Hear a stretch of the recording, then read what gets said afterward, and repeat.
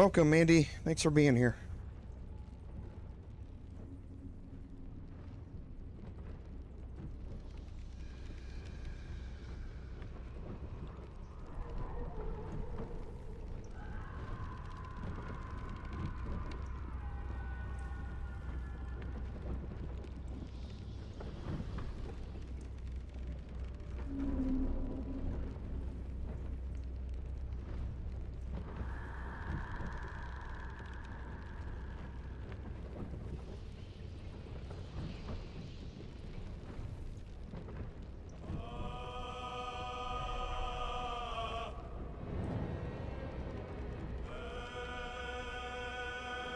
Hey, David, welcome.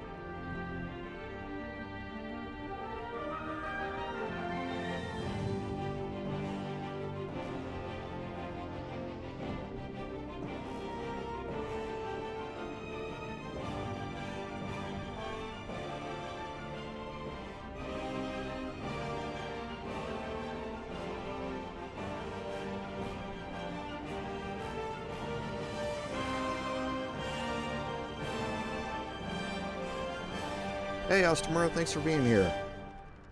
I'm doing alright. It's a little bit of a weird day today. So, looking forward to playing, though. And there's a milestone coming up today. About, 30 minutes from now, we will officially cross 1,000 hours on Steam in this game. Add that with the 289 or something like that I had when I started playing on the Mac version before this, and yeah, almost 1,300 hours. But yeah, today we crossed the 1,000-hour threshold.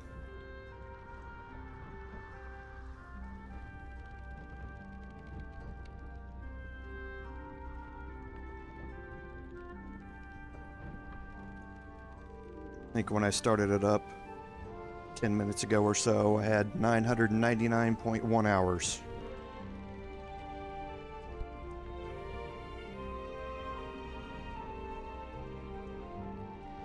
I wish I'd have been able to keep playing on Mac that whole time, but it is what it is.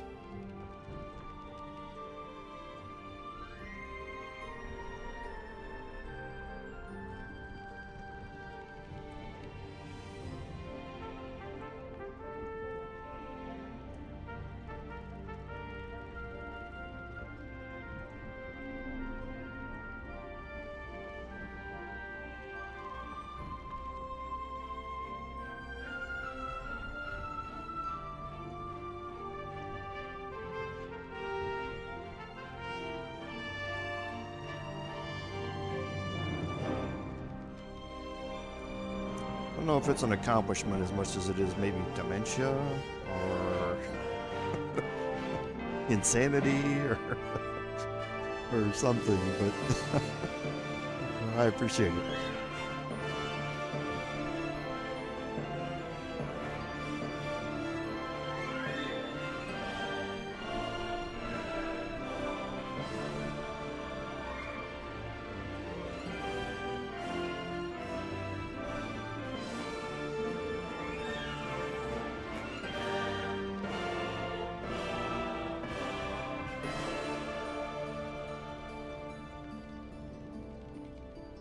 Hello, Lord Henry.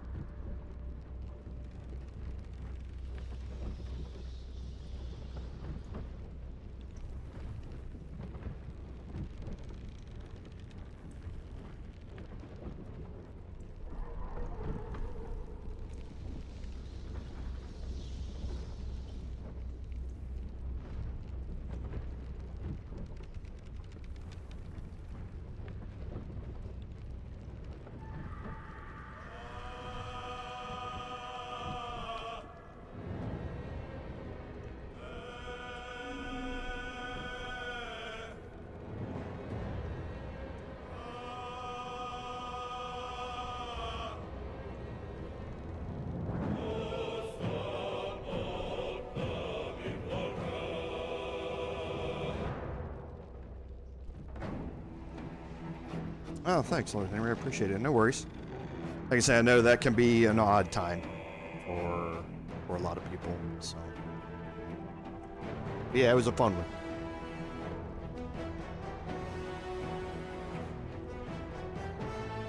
Welcome, everyone, to today's live stream, episode number 11 of our Baldur's Gate 3 Honor Mode gameplay series. I'm Commander Joval, and I want to thank you for coming along on our journey today. So, on an admin note, just a quick one. It's been kind of a weird morning. So, I've got a lot of things going on. I think I've kind of cleared everything out that I need to do, but if there's an interruption here during the middle of it, hopefully it won't be but a couple of minutes. but we'll kind of see. I'll put up the be right back sign and take care of it, but if it's going to be longer than a couple of minutes, I'll let y'all know. But yeah, been a lot of things going on this morning, early this morning, so hopefully everything's going to continue uninterrupted. So, on our recap, last week we got into a big fight, and today we're going to get into more of them.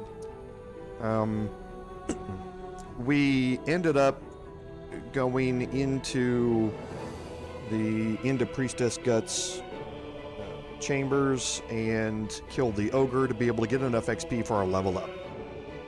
We wanted to do that for a couple of reasons. One, it gets us another set of hit points, so in this final set of fights before we leave, if things go wrong, we have a higher hit point pool to be able to soak it up. Two, it gets us to a fairly major milestone for some of our builds. Level 5 means that, just like level 4, you're able to get a feat, but if you're multi-classing, you're able to add in at least a couple of levels of each multi-class. So you can get level 3, you can get a subclass on one, and then at least a couple of levels on a different multi-class. And that can be really big because most of the time, level 2 is where you start getting a fairly important power boost for your builds, and then at level 3 getting your subclass is also another important power boost, and having both of them available on one character when you multi-class is really important. We're probably not going to multi-class or do our respecs today unless we get further through things today than I'm expecting. I'm expecting that today we're going to get through. We're going to finish up the Goblin Camp. We're going to head back to the Grove, deal with a bunch of stuff there in the Grove, and then have our party, and that is probably going to be the end of the live stream. But if we have some time at the end, then we will continue on with some fights, and if we're going to do that, then we will want to respec before we do it. But we'll just jump right in and kind of see how far we get today.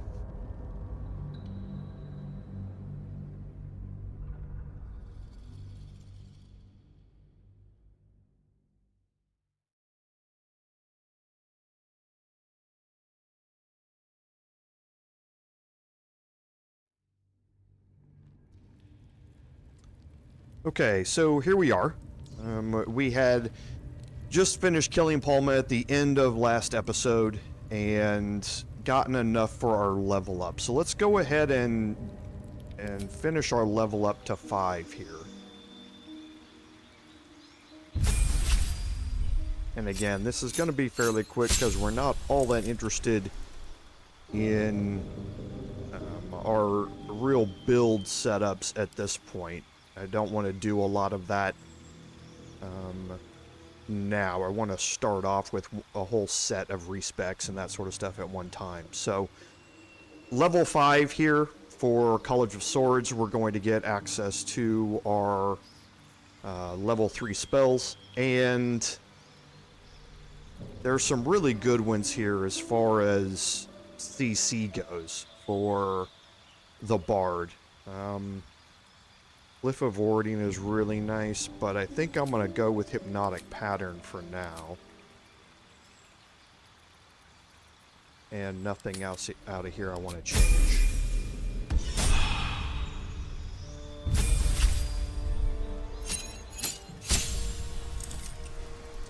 For Gale level 5, again, having access to Fireball for Gale is just huge. We're also going to put haste on him. We're going to need to have access to that here in a second.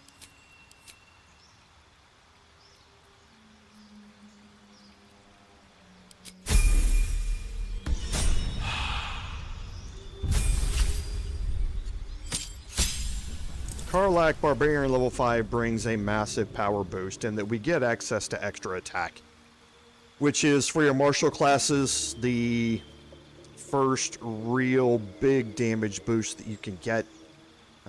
Basically, another full attack every turn that you have, and 2 additional attacks if you're using haste. Also gets her fast movement, so if she's not wearing heavy armor, she's going to gain 3 meters of movement speed, which is absolutely massive for her. So a couple of big bonuses for our barbarian here.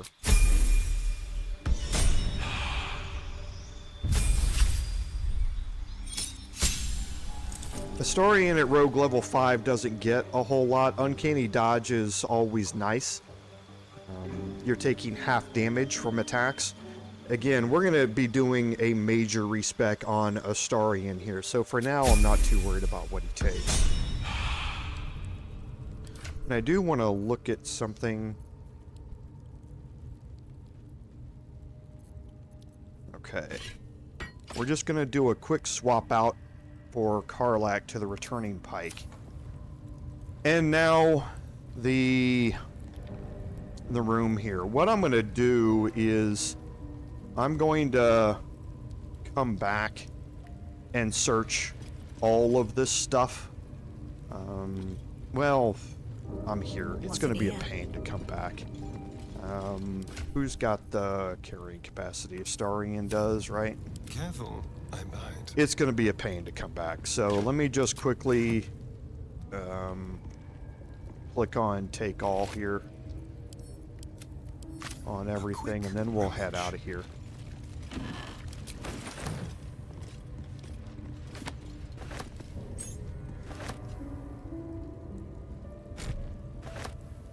Well, hello. Okay, these are all the things that I missed in my first set of playthroughs because I had already gone through Act 1, way before a lot of this stuff was placed. But there's a recipe of Elixir of Arcane Cultivation here on the table. This was not here until patch 5, I think. So another one of the benefits of having a new playthrough here is I get access to all of this stuff that just simply wasn't there previously.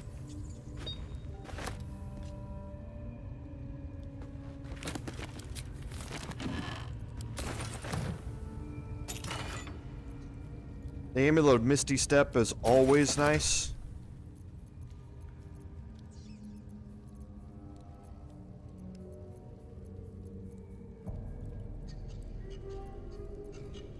Where did it go? Oh, it's on Astarion. Put that on Karlach so that she can move around the battlefield more. When you've got a raging barbarian, you want to be able to have them move anywhere on the battlefield to keep up their rage.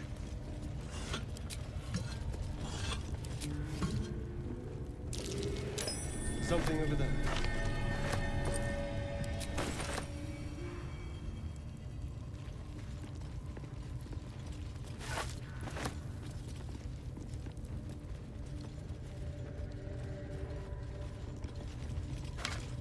Okay, just a little bit more.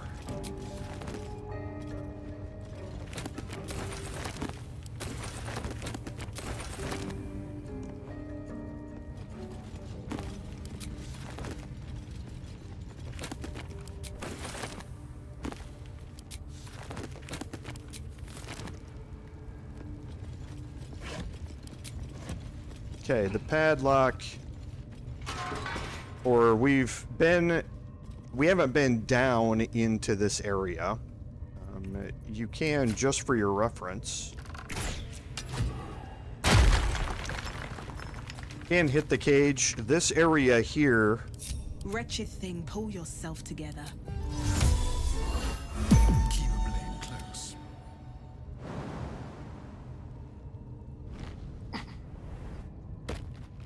Is down into where the spiders are.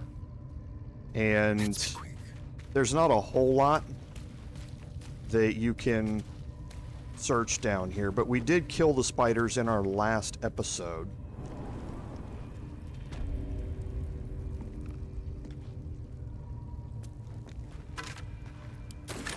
But there is a little bit of stuff that we can search down here and pick up.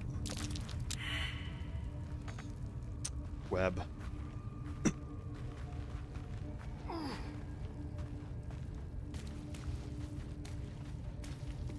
So we'll search the spiders and pick up any silk glands they have.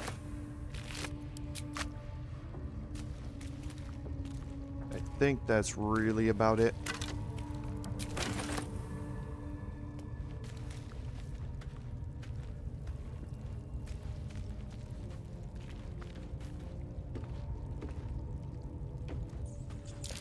Let's see here.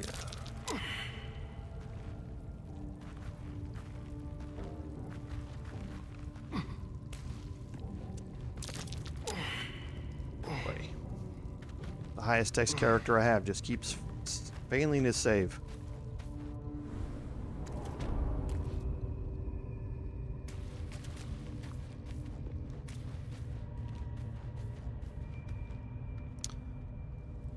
Oh, I forgot about this.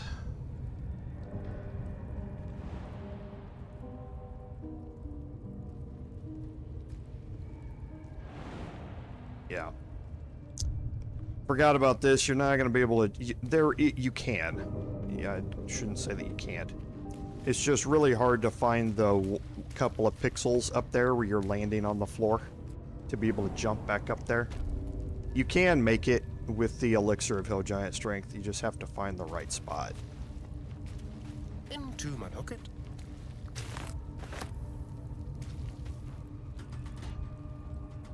But you don't have to.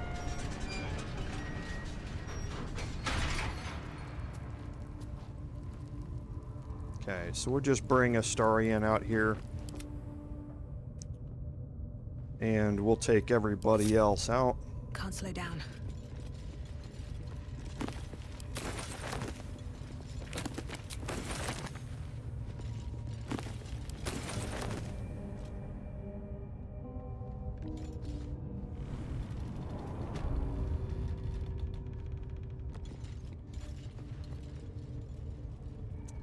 Okay, and we are done in here. We want to check on two things before we leave, though. The first is that Saza is still here, and she is.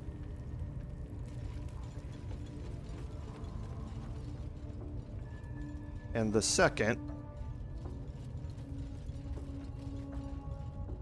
is that Manthara is still knocked out and temporary, and she is.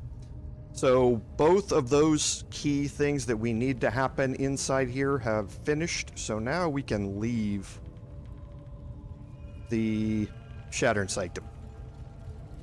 And know that once we take our long rest, that they are going to disappear from here and end up in Act 2. Hopefully. I'm gonna go into hiding here.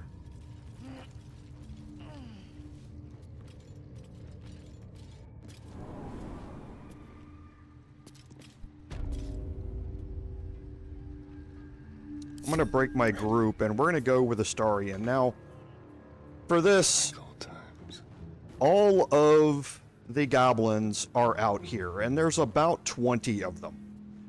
Individual goblins aren't all that difficult to deal with. However, when they mass, things can get really, really bad.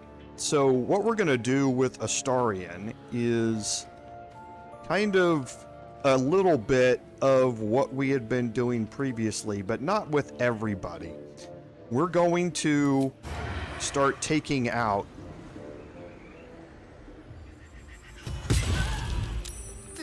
some of these one-hits. Into the shadows. They won't see me come.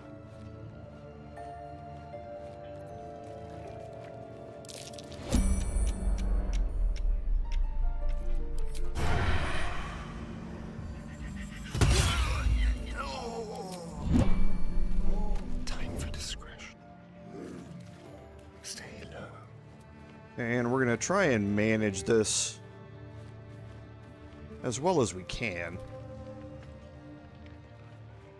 Try not to get in too much trouble here.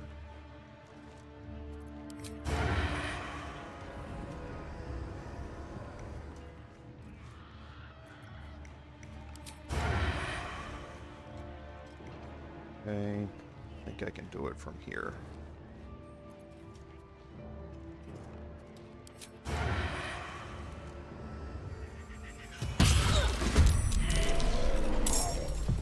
Okay, you can see we triggered a surprise round here. So we've got 1, 2, 3, 4, 5, 6, 7, 8, 9, 10, 11, 12, 13 enemies out here, and that's probably not including some of them.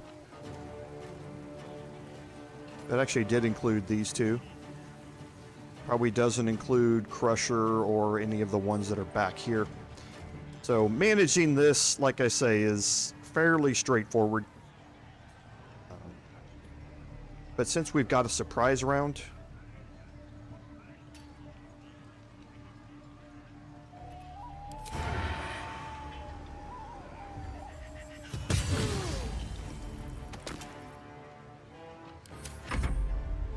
Them guts are nice and juicy.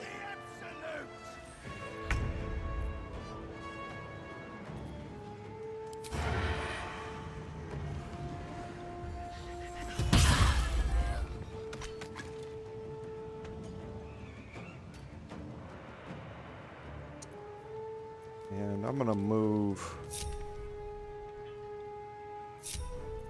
What to do? Everybody. Oof. Shall we dance? Yeah.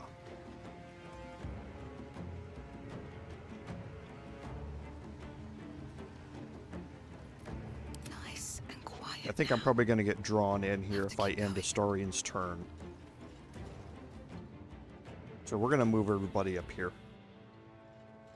Because remember, they're going to start coming up, and there's a hole over here that they can come to. Another one right here.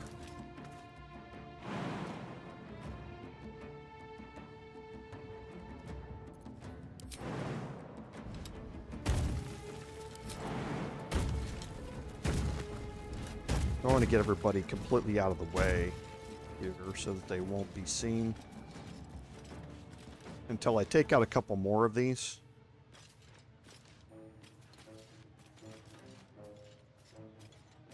The dance macabre. That should be good. Now we'll take Astarion and move him back. They're all going to come dashing up here.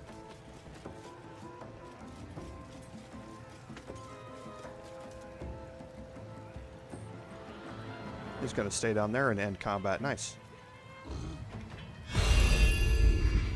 I appreciate that. On the hunt. Step carefully. Now we'll go to work on this side.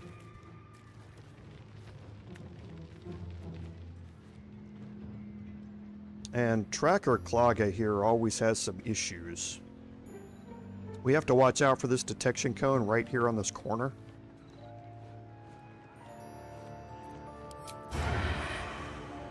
Okay, so I can get one in one little spot there. It's really hard to shoot past this stone archway here, but there seems to be one little spot here. Make it hurt.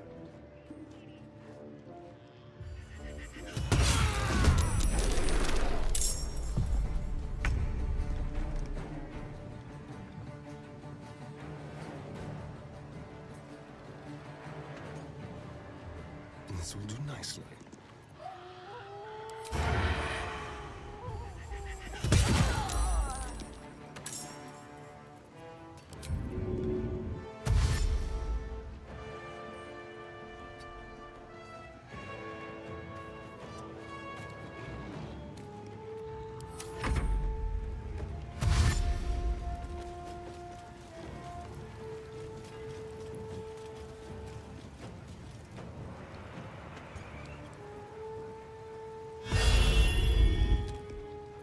Nice. Leave no tracks.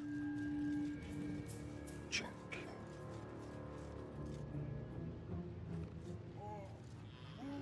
So now we're going to start getting into the higher hit point enemies.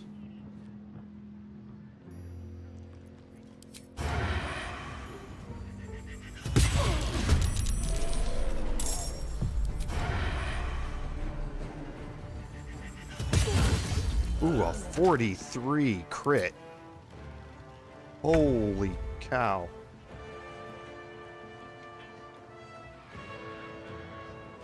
$21 out of 66. Nice.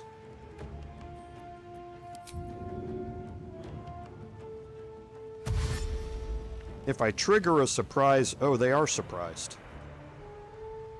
Oof. Let me see if I can do this. So he was not surprised. Everybody else was surprised.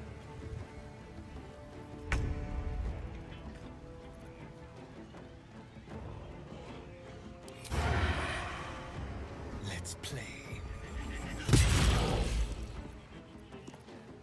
Let's have a little fun. So, Warlock Gurk here. He's gonna run to this one. That's gonna pop him up right there. Bayuknuk is gonna run up here. And if he dashes, he's probably gonna be able to make the corner.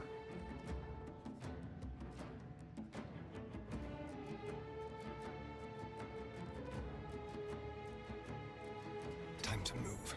We'll see what happens here. This might be bad, and I might have to bring everybody else in here. Depends on how far he gets.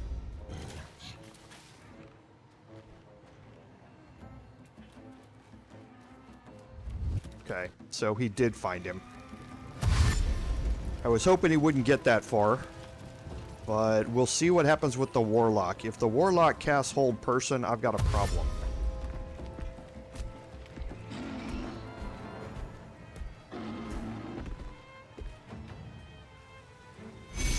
Not worried about any of them. It's really this last one here and see. Okay, so I'm not worried about it. I'll be fine. Because I'll be able to get the kill here. Well, hopefully. Get the kill here. 80% chance. Okay, that puts me invisible. Now I can dash. Keep them guessing. I can get out of here. Now they're going to come running up here and go that way and not be able to find anything.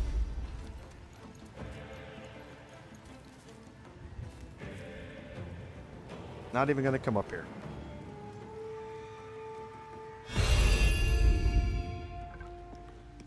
Like a wraith.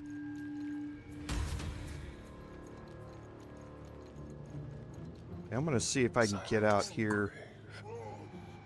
Take care of the Warlock this time. The Warlock is one of the most dangerous out here. Oh, that hurt. I didn't get a surprise round out of this, but that's fine.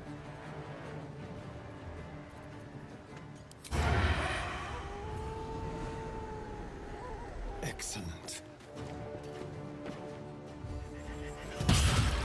Get some damage. Go into hiding. Yes, here.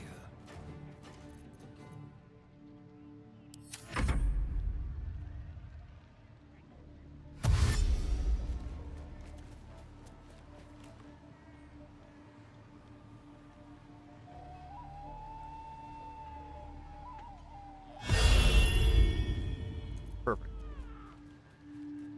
Okay, so now I think I'm going to bring everybody back in here.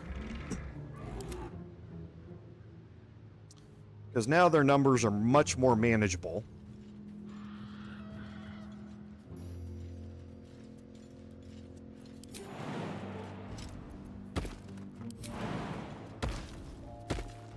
What path lies before me?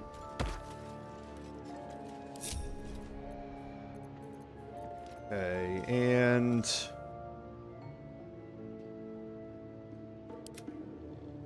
we'll start this off with Astarion again.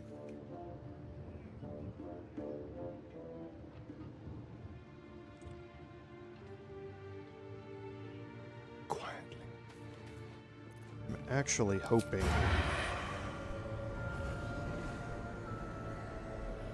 Well, we'll see what happens. We'll start this off here.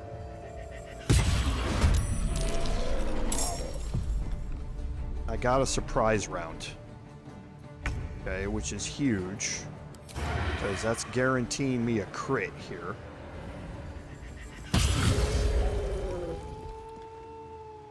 Okay. Dum-de-dum. And now... Whisper mode.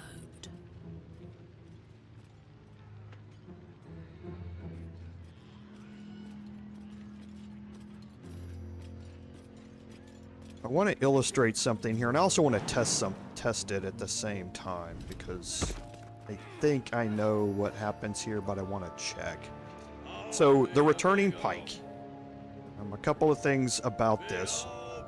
One, it's a thrown weapon, but also it's a homing weapon, so it returns to your hand whenever you throw it. Now, the thing about throwing items is that not only do you get the damage of the weapon, plus your modifiers, we do not have Tavern Brawler on Karlach yet to add in that damage, but there's another set of damage that gets added on to throwing a weapon, and that is the difference in elevation and the weight.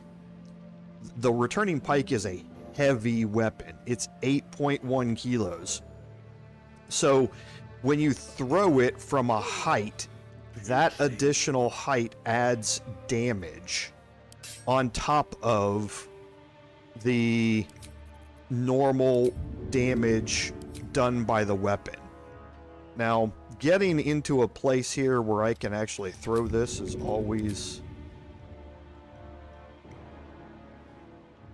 difficult, because the hitboxes up here are really weird. Normally I have to be like standing on this thing to be able to do it.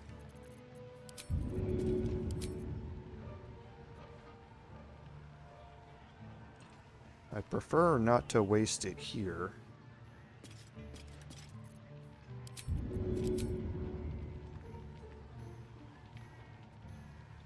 Okay, so throws being a bit of a pain. Let me see if I can do it from over here. Okay. So, a couple of things to know, though, in addition to this. One, I'm not in combat yet, and I want to test this and see if this actually comes back to me or not.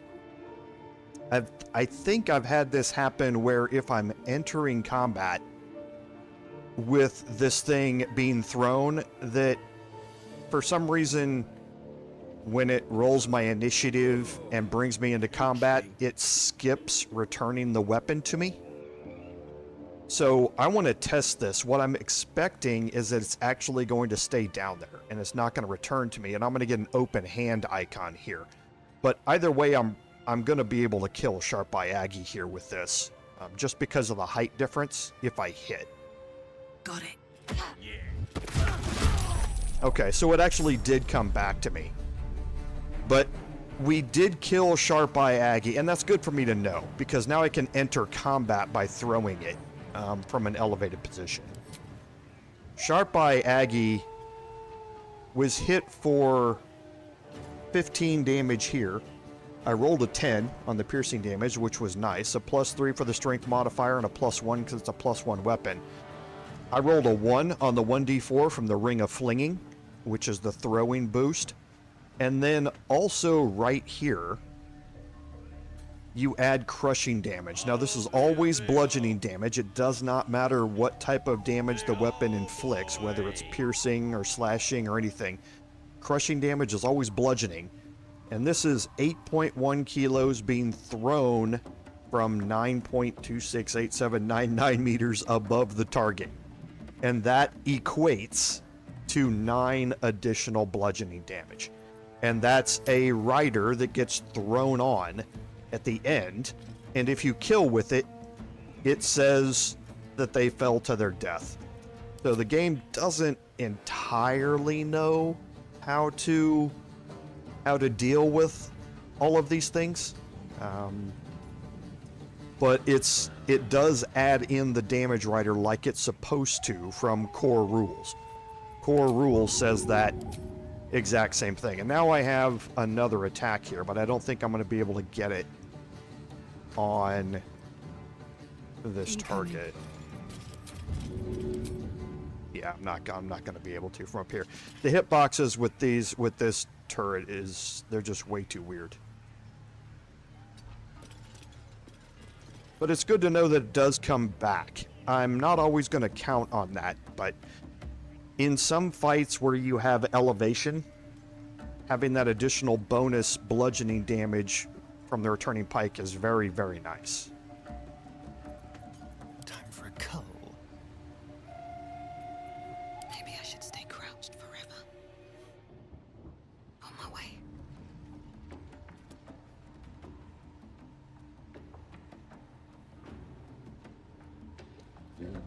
I'm going to climb up here and see if we can get a kill on Guard Gurgon here.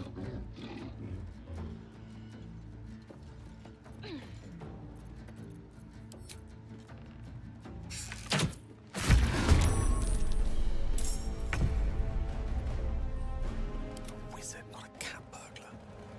Most excellent. Okay, we'll do one more. We'll have advantage on this attack.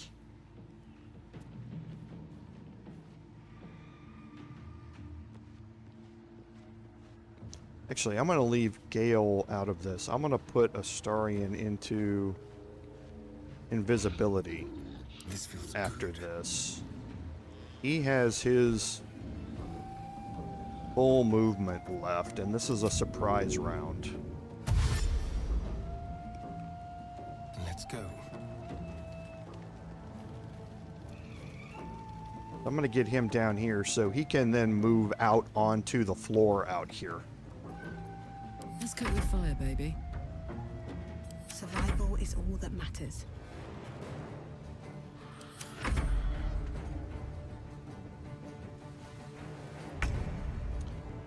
Okay, so now from here,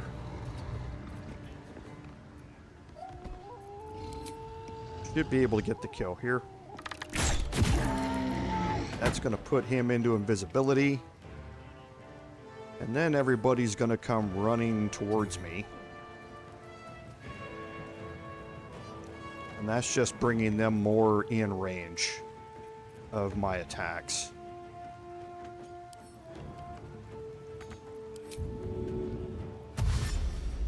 Hey, Solo, welcome.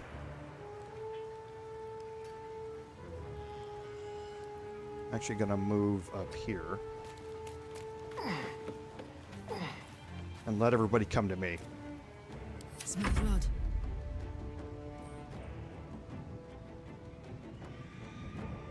Yeah, I'm just gonna move back with Karlach Aye, for aye. now until everybody comes closer to me. What now? Just gonna move them out of line of sight.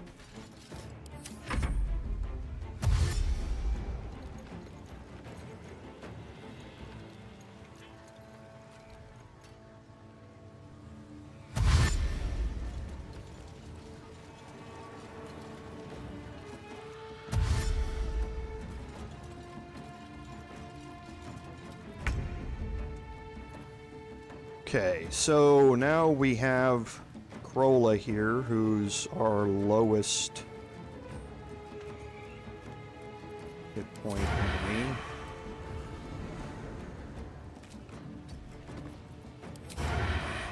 Come on.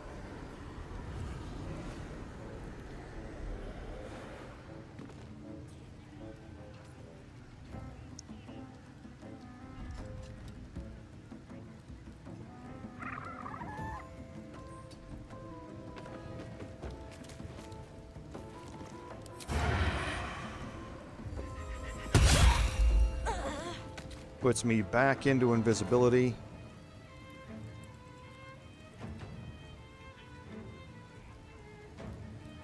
And I know Brawler Rot is probably going to be able to make it up there. Let's hold off on his action until I see who Karlach can and cannot hit here.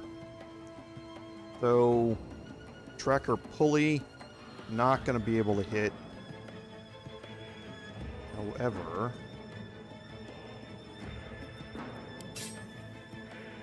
whoops.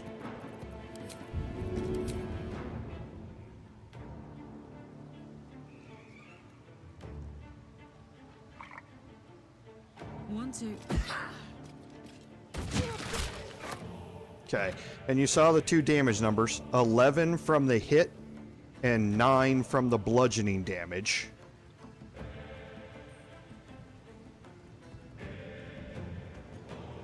Covered. And you can use throwing as your extra attack as well.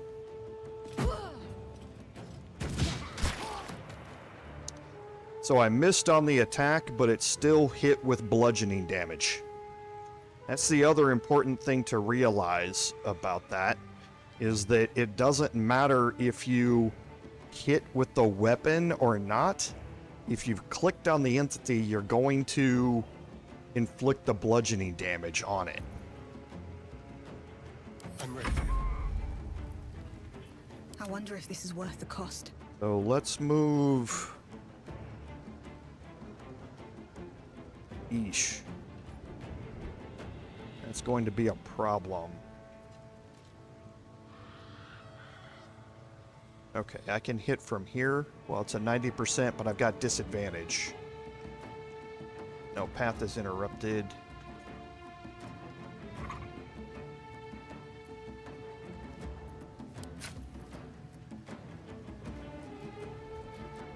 Another day, another fight. Did manage to get the kill, so I'll move back out of line of sight. Now the question is the Devout going to be able to dash and make it up top or not? This tracker's definitely going to make it up top. Unless...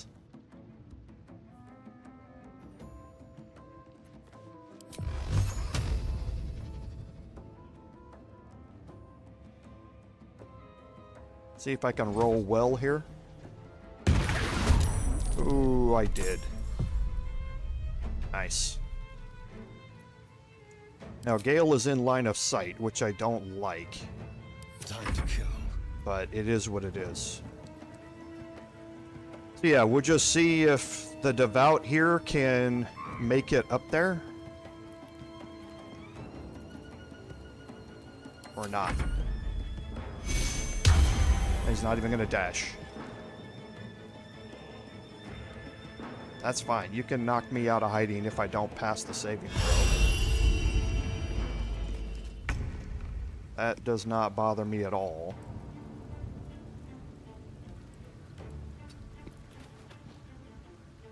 Let's find some prey.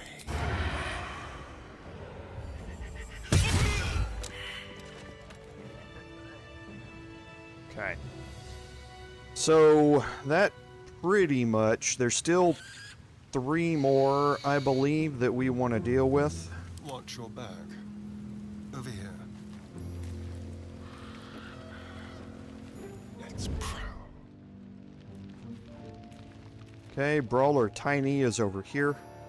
Stepping softly.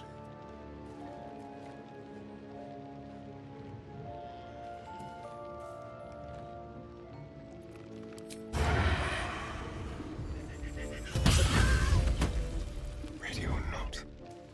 Yeah.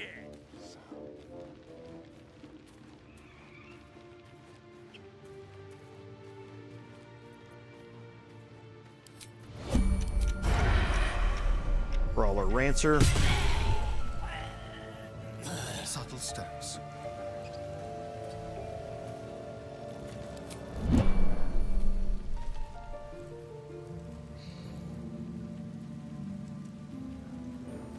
And then On tippy Crusher. toes.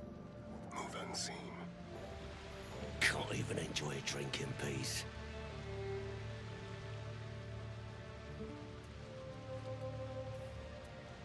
We'll see if we can get a surprise round on Crusher here. We did.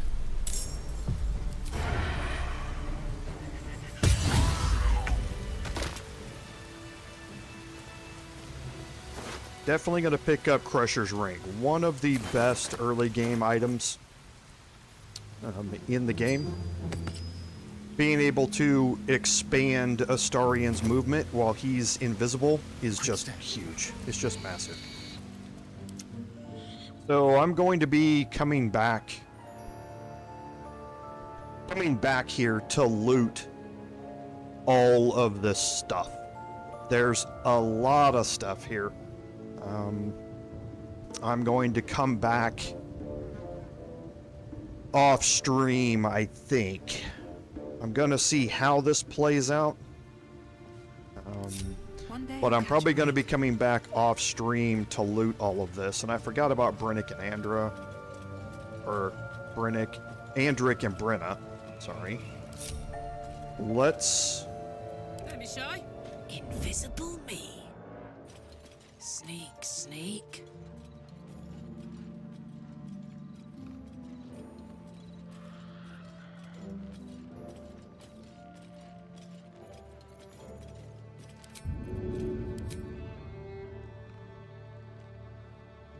One, two. Okay, and see there, the returning pike did not come back. I've seen this happen a few times. Oh, they cast Command Halt on me. Interesting. Okay. Well, hello. Very, very quiet. Nice and easy. I love the command spell. It's so awesome.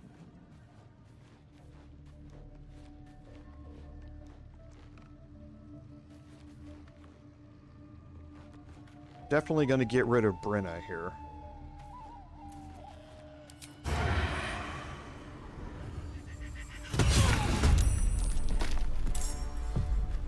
We'll just one-shot her.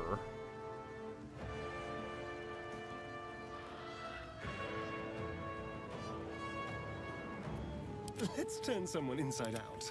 Okay, so something I can do here. Should mind my step. If everyone else minds their business, I'll be fine. I don't think it matters. He's got 14 hit points left, right? A knife in the dark. I can go pick up the returning pike. I'll take that.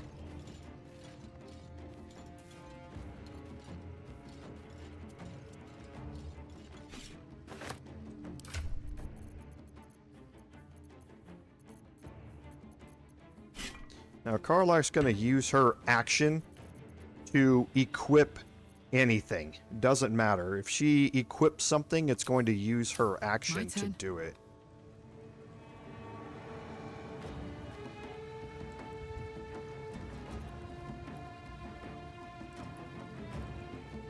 Can you use Branding Smite? With, okay, yeah, that's what I thought. Okay. Taking my time in the shadows.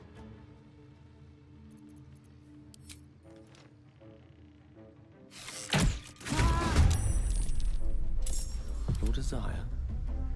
Oh, bother. I should have advantage on this. I do. All right. What now? At the ready.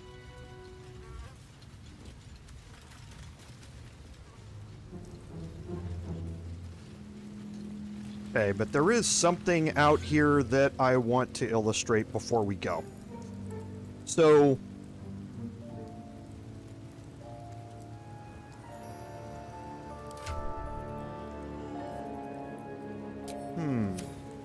There better be a soft bedroll in my near future. that's a very good point, Fred Henry. If I...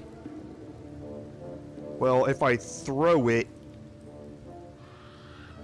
Yeah, I guess I could throw it.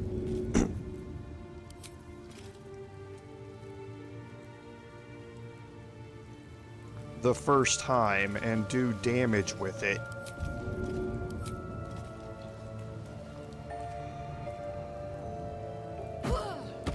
And then it will return. So yes, that's a good point to remember. That with the returning pike, I can retrieve it with somebody out of combat. I can use the inventory system to transfer it to Karlach. And then Karlach can use the throw action to throw it from her inventory and not need to have it equipped. And it can do damage, then it will equip itself.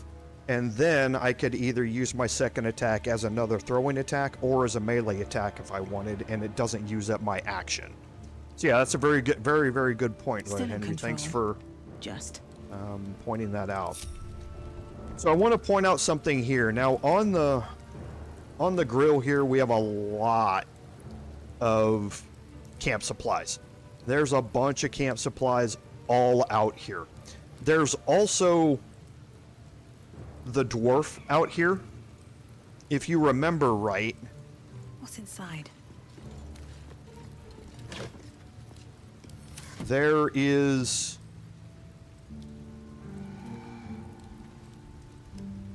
a dwarf that was in the party with Anders who went out to search for the Night Song. And these cut up pieces of the dwarf are all that remains of the dwarf. Now, there's something special about these since I am playing as Dark Urge. If I pick these up, I go into my inventory, you can see it's highlighted here. For the Dark Urge, the roasted dwarf body parts serve as 4d4 healing potions. Now, the great thing about these is that they do not take an action or a bonus action to use. This is free healing that can be used in the middle of combat without using any action economy whatsoever. Now, they're single use, so once you use them, they obviously disappear. But these roasted dwarf parts here are one of the best solo items for people doing solo playthroughs. Because, again, without any action economy, you can heal yourself up. And you can heal yourself up a lot. 4d4 is a huge number. And there's a lot of roasted dwarf around here.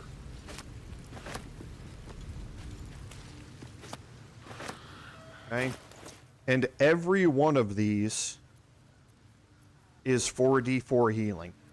And again, you can use it at any time that you want.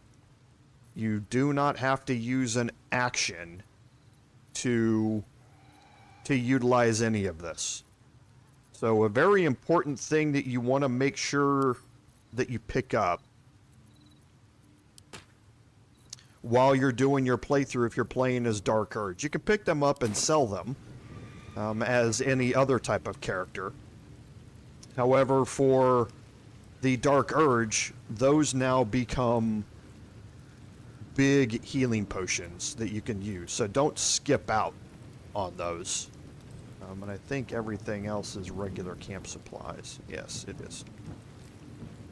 Okay, so we're now going to, and again, there's a bunch of stuff to loot here all over this outside area, and I will definitely be coming back to do that. It's just, again, don't want to spend the time doing it right now, this instant. Don't waste a step. While I'm on stream, if I can delay it until off stream. Okay, so now we're going to make our way out here, and we're going to put everybody into hiding here and break our group. Move with care. The element of surprise. And move up with Astarion. Now, there are some detection cones to worry about here. Here's the first one. We have a patrolling goblin tracker up here on top. So don't stray too far to the left. And then when you move up here to the right, you've got 3 goblins. 2 of them are always stationary. The third patrols up this pathway here and then comes back down. And you need to watch that detection cone before they take a seat. See, it comes out a bit farther than the others.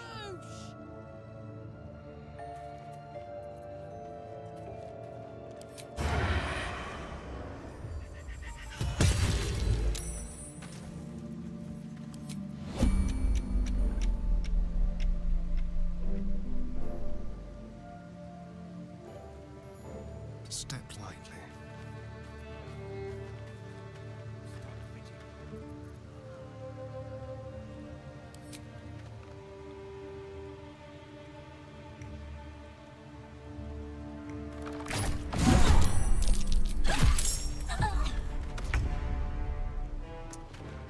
Okay, that did not trigger my invisibility. Leave no trace. Over here. But that's not a problem. I'll just immediately go into hiding and move out of there. That's why I targeted the Warlock first. I didn't have to. I could have, because of the way the Devout was facing, I could have targeted or moved back here out of the detection cone of the Warlock, which was this way. Could have moved out of it here and went into hiding and gotten away from the Warlock by moving this way. But either way, it's going to work out here.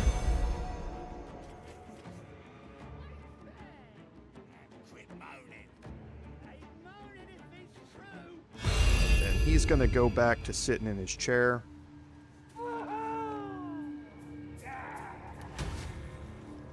Oof. Settle down up there. Now, I think I have a problem hitting him from here. Oh, I don't. Okay.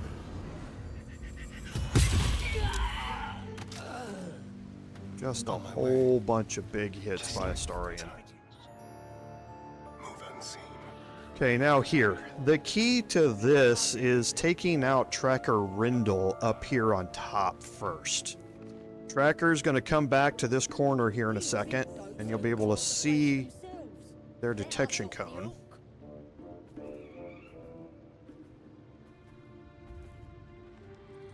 There it is.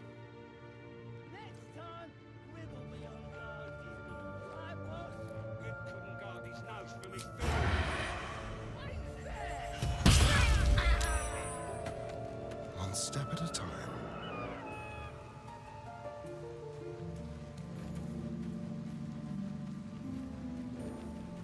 Neither seen nor heard. Okay, they're going to come investigate. Walk around for a little bit.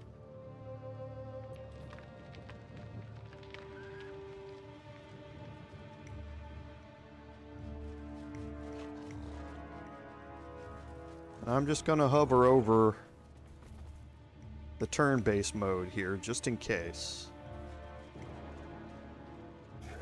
I think they're going back. Looks like they are. Okay, maybe not that one. I could get Tracker Ball isolated.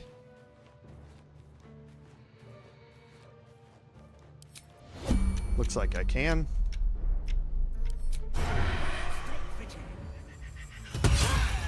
Should be a one-shot. Let's keep to the shadows. Silent as Okay, and now I have the ability to actually climb up here on top. You just have to be careful of Small Claw here, who tends to patrol around. And his patrolling gets a little bit messed up. His normal patrol route. He normally patrols from here back to this corner. Yeah, there he goes.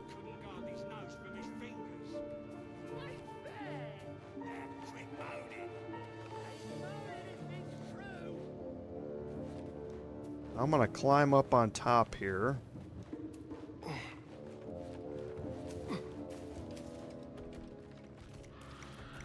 Stop fidgeting. I'm gonna go into turn-based mode. You gave them fleas, you filthy bugger. No, I want the Sentinel first. Yeah, this one here by shooting the log out here. I can't remember if you shoot the rope or you shoot the... It's been so long since I've actually done this.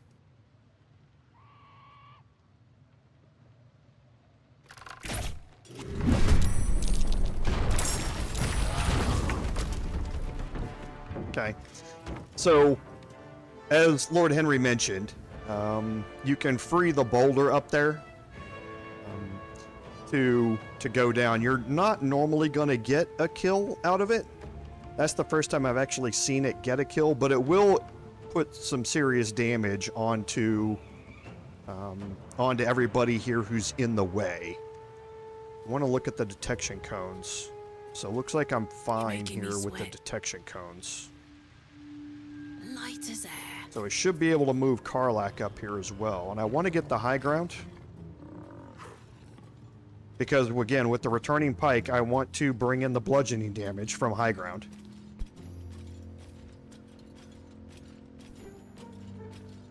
Either way, this fight isn't all that difficult.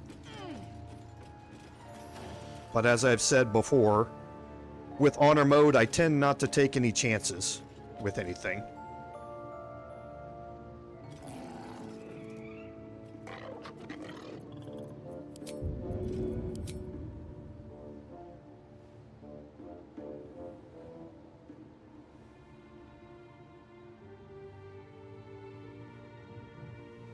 I would like to get this on Small Claw.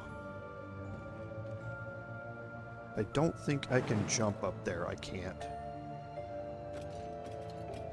Normally, the closer you get, the less likely your throw action is going to work. Yeah.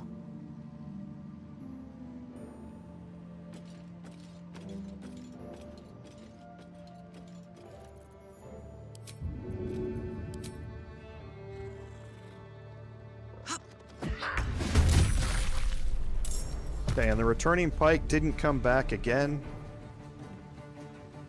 But, as we learned last time, if I can retrieve it, that doesn't matter. Time to press ahead. See, I've had this happen quite a bit. I think normally when you enter into combat, it kind of bugs out the returning function of it.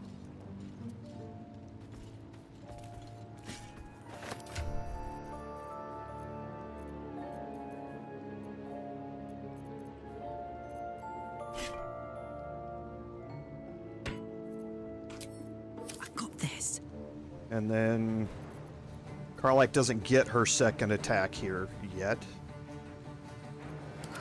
Don't want to think about why my eye is itching. I'm actually going to stand right here because I want to try and kill Claw here and then move over next to Small Claw.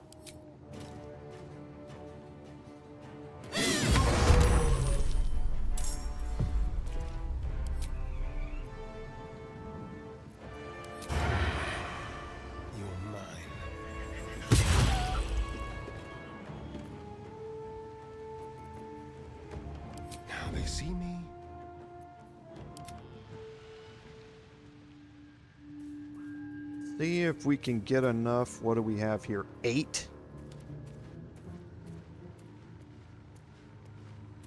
Now I could end up taking some fall damage here if I don't kill him. Of course.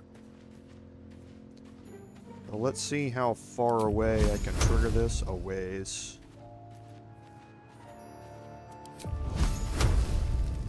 I don't care about the low ground. Okay. So the last one is Sharp Ice Nerd up here on top.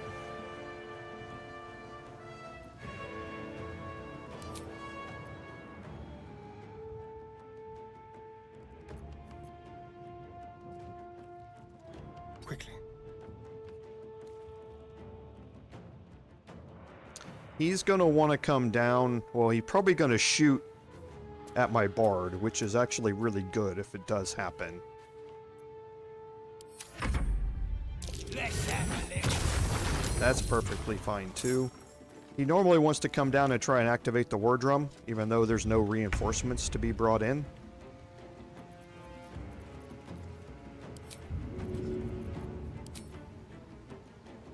Easy.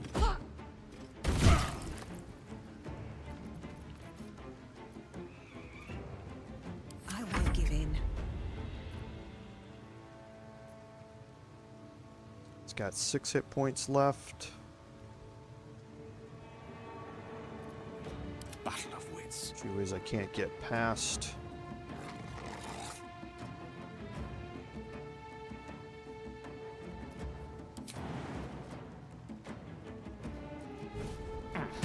Can I get up here?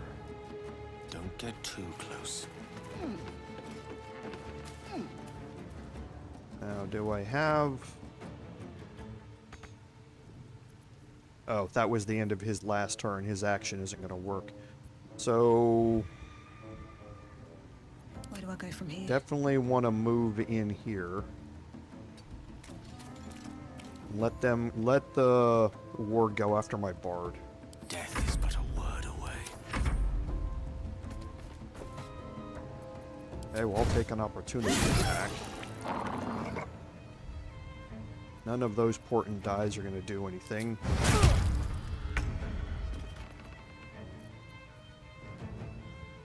Gonna have disadvantage because, oh yeah, I don't have to worry about that.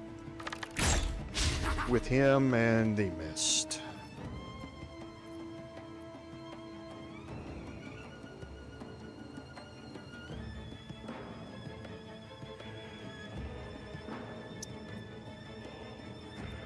I'm gonna provoke this attack of opportunity. He's a 21.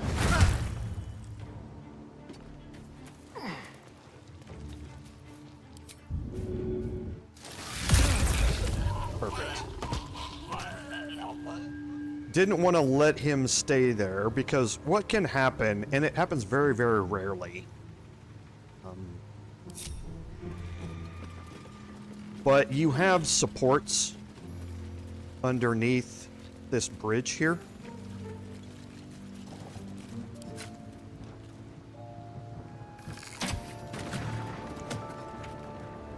And occasionally they will manage to hit one that will bring, that will bring that bridge down. And you'll take fall damage because of it. It happens very, very rarely, but it does happen. So I tend not to allow them to get in range to do it.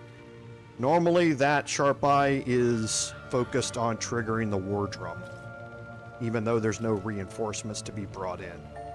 So that normally keeps you out of danger, but he tended to be focused on me more, so I wanted to make sure.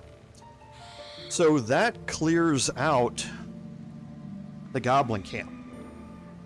We are now completely finished with it.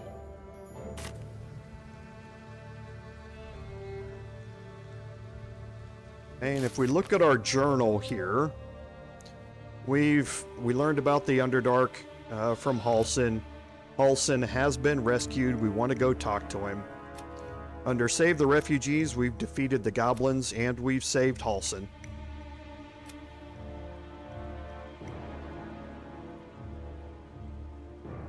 Okay, I haven't brought...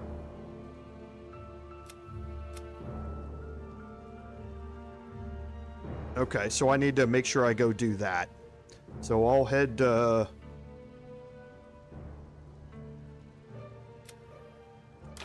I have any... I do. I've got a piece. Okay. So we'll definitely go back and talk to Damon with Karlach in our party and get her engine hooked up. So, hey, Em, welcome. So now everything is done here at the Goblin Camp. Before we left the inside, we made sure that Saza was still alive, that Minthara was knocked out temporarily. Now we're going to head back to camp, and I really actually wish... I mean, it's not that big a deal, but I just don't want to spend time... Because what would be nice is if I was able, because I have Damon's attitude maxed out, I would like to be able to sell as much stuff as I possibly can to Damon before we have the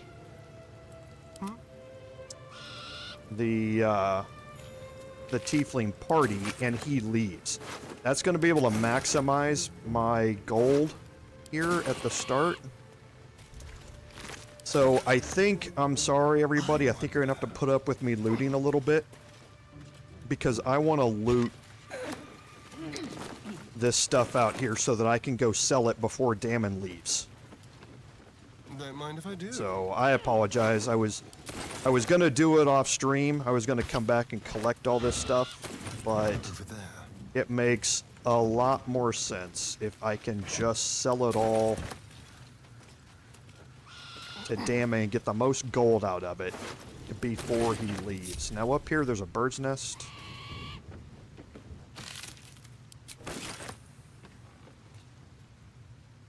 Yeah, I know you guys are very patient with me, and I certainly appreciate that. It's just not the most engaging gameplay for me to go around and loot everything. But in this case, like, Damon's going to be leaving, and I want to make sure that we have picked up and sold as much as we can here before he A leaves. little souvenir. that is true, Em. I guess you guys have seen me loot everything through all of my series. I was trying to be a little different here, though, for y'all.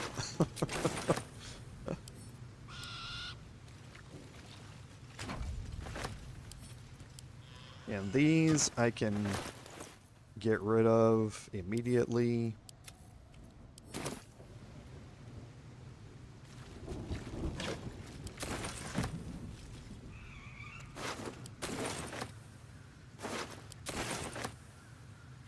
Okay, now up here... Still breathing, despite everything. Moving ahead.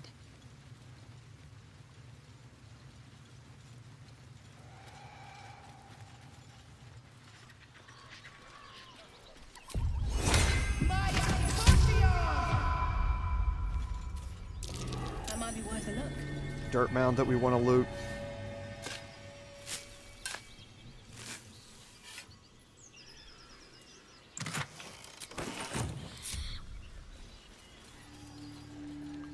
Okay, and we'll head back to the exterior here of the Goblin Camp.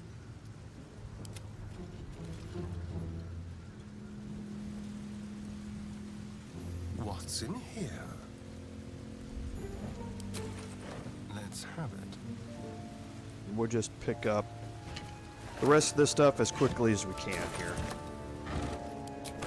Yes, let's. And it looks like I need to go down here as well.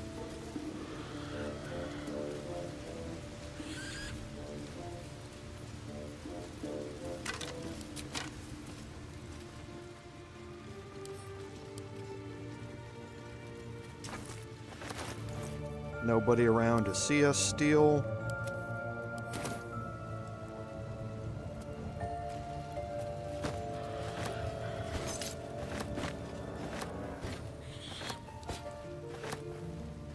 we'll just pick all this stuff up over here.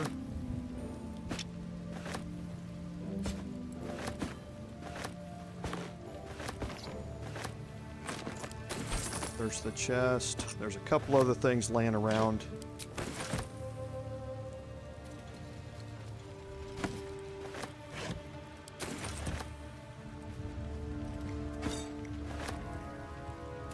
I'll just help myself.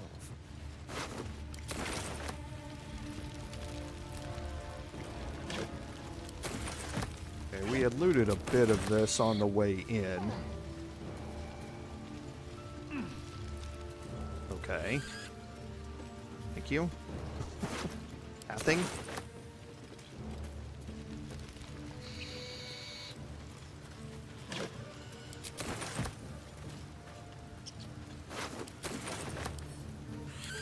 So we'll lockpick this chest here. Shouldn't be a problem for Astarion. Boy, there I go trying to jinx things.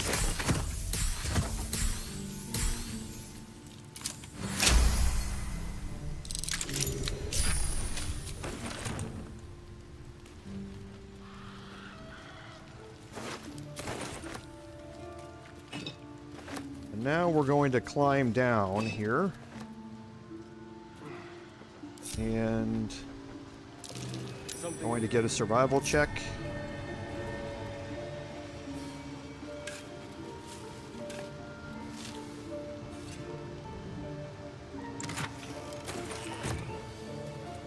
And then we'll make our way down here.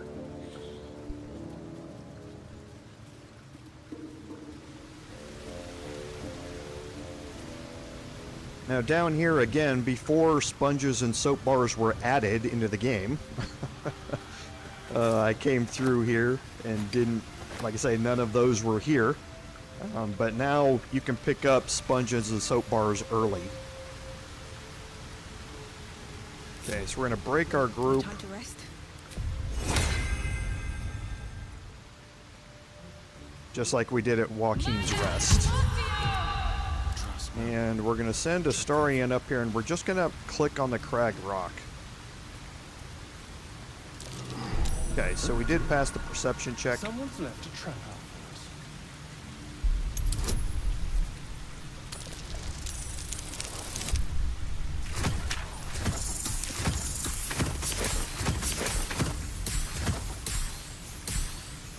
Rolling 31s at level 5.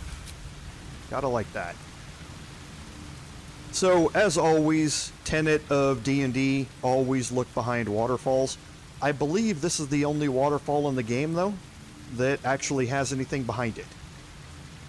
Up here you're going to find some letters. These are basically love letters to Minthara from a goblin. They're pretty funny to read.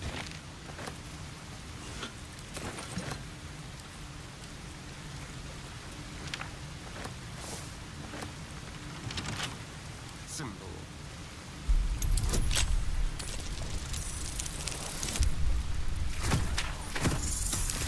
Let's get all these low rolls out of the way now.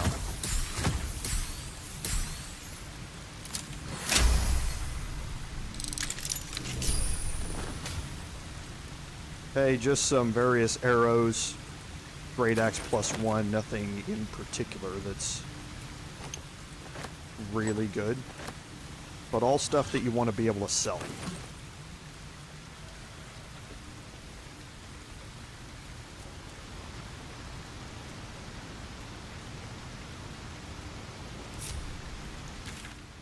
Okay, so now we can fast travel back up. Let's hope for gold.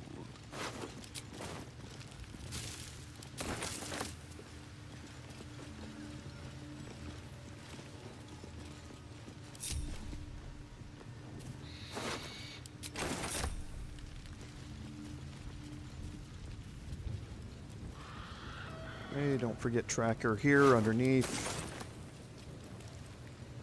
Now we're going to have a few more of these fire wine barrels that we'll be able to pick up and send off to camp.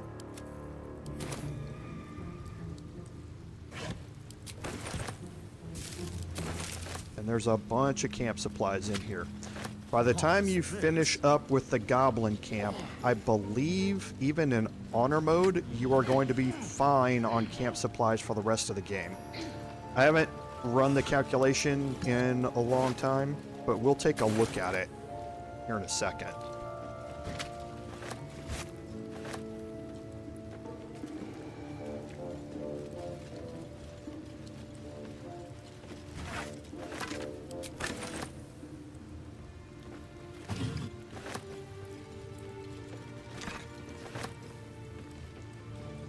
Okay, and then down here on the table,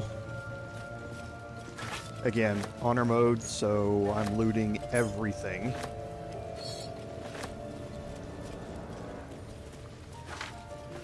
But all of these mugs of beer are camp supplies. Oh, and I forgot some dwarf belly here. Don't want to forget that. This whole pathing thing is starting to annoy me.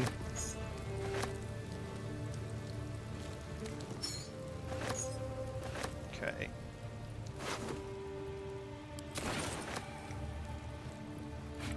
Yeah, and we're going to look at it, Lord Henry, here as soon as I finish. Because, again, I think after this... Well, again, I don't want to be wrong when I spout the number off, but... I think after this, I'm going to be fine for camp supplies for the rest of the game. But, as has been mentioned before, some camp supplies are expensive. And even the ones that are not...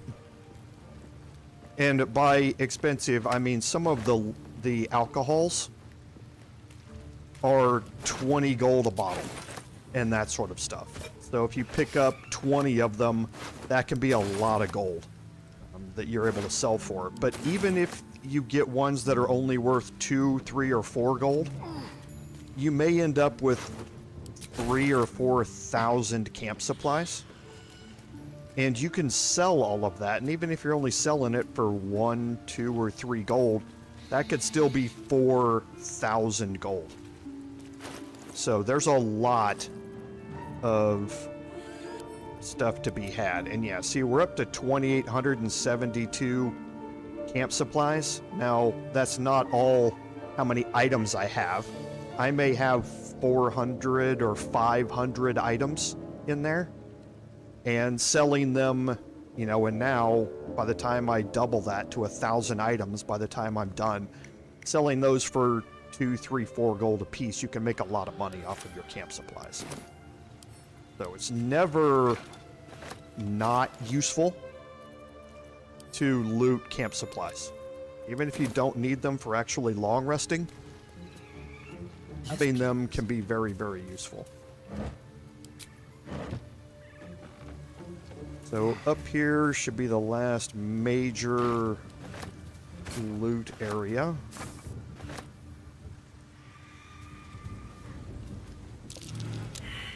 And I failed the survival check, of course.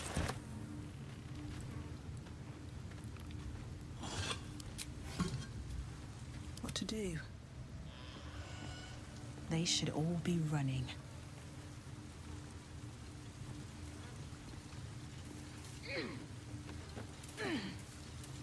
If they wanted to make camp supplies an issue, and I failed that one too. Okay.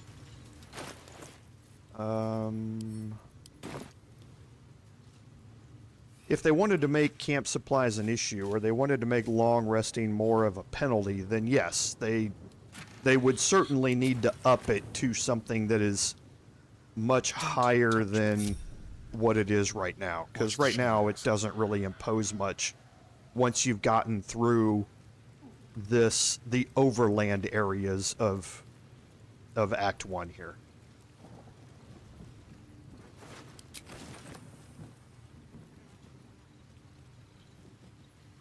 There are some crates in here that you can search that have stuff in them. There's not a whole lot, though.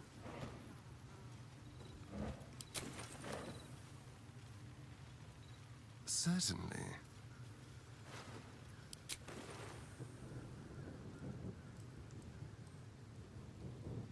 And the last group should be here, I believe.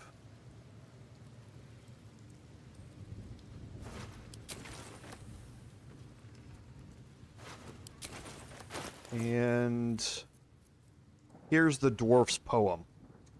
So remember we talked about the dwarf a second ago. If you read the dwarf's poem here, it's going to advance the Find the Night Song quest and the Underdark. Travel through the Underdark quest. What have we here? Okay, and I think... Nope, one more over here.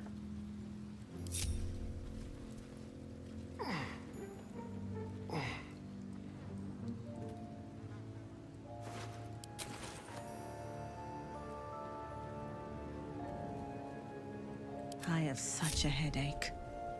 Okay, so now we're going to fast travel back to the Emerald Grove. And before we go in here, I need to do a little bit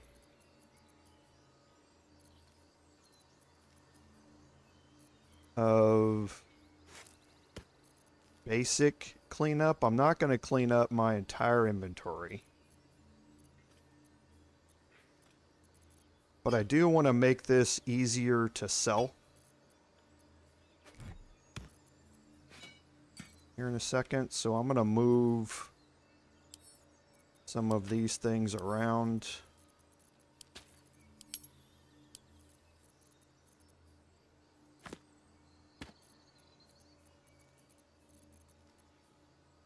And I think that's good. No rest for the wicked, I see.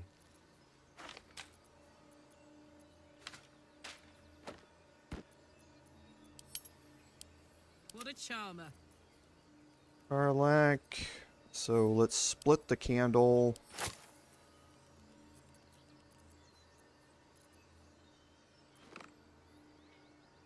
Karlach doesn't have a trash bag. That's fine.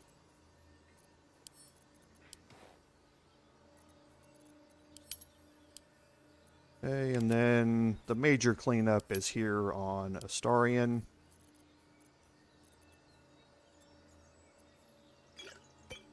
This needs to go to my bard.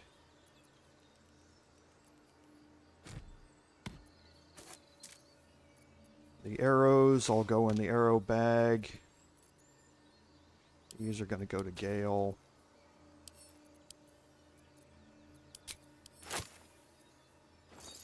I'm going to send these, because even though they'll be in a bag, they will show up in his inventory, and I don't want them to. Orlan's Grace is going to be very, very useful to us here in a minute.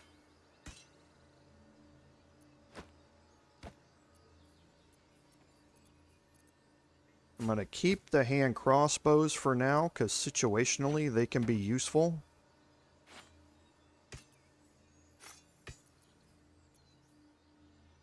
These I'm going to send to camp. The hide armor +2 is medium armor, right? Yes.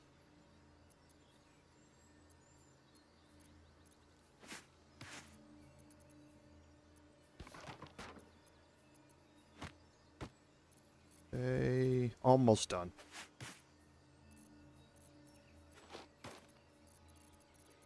All of this is fine. We're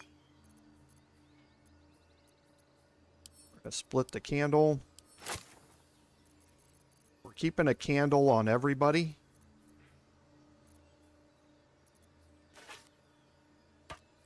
Because we're going to start using those more and more now that we're progressing through this. Okay, so all of these can go here, and I think we're now cleaned up. Never a dull moment. Okay, so let's head in, and you'll see How much that farther can I go? the Emerald Grove has changed.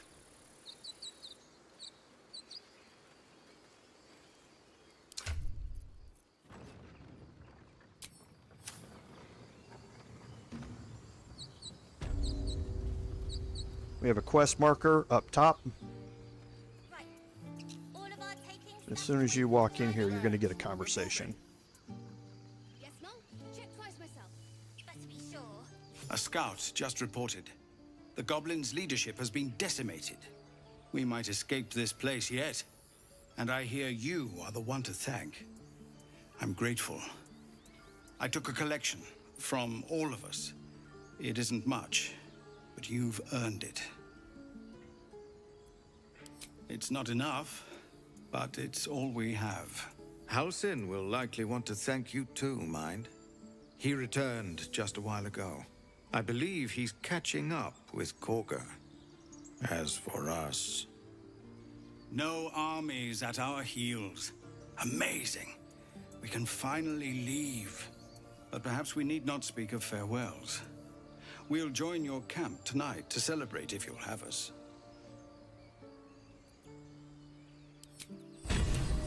I have some other things that I want to do here. So, Halsin has returned to the Grove. We've completed Defeat the Goblins, raid the Emerald Grove quest because we talked to Minthara, obviously, has been completed. And we're going to go talk to Halsin again. And we received a patched together sack. This is going to have Wapira's crown in it. When healing another, the wearer gains 1d6 hit points. And we did get an antidote here. Oh. That goes in trash bag. Trash bag. Okay. So now the tieflings have relocated up here to the front. There's a few crates up here that we want to search in. And we also want to have a quick interaction with Mole here. What's up for discussion? Somebody stole the idol. If I find out who it was, I'll recruit him. So Maul isn't really upset that we ended up stealing the idol from her. So it's just an interesting piece of dialogue that she realizes that the idol's been stolen. But she's not all that upset about it. So all of these crates up here are now marked as, or not marked as steals. So we can go through and quickly pick these up just like we were down below, or down at the Goblin Camp. All stuff that we can sell off. Yes, Mom? Check twice myself. But to be sure, we need every last copper piece to get started on this gate. There are some other conversations you can have in here. Roland and the group and Arabella and her parents and all that sort of stuff. Not important. It doesn't advance any quest lines or anything like that. So if you want to skip them, feel free.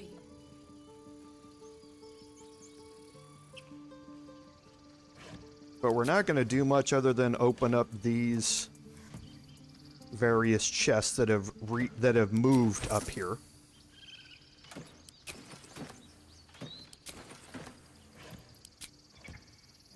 But again, just for the split second it takes you to click take all,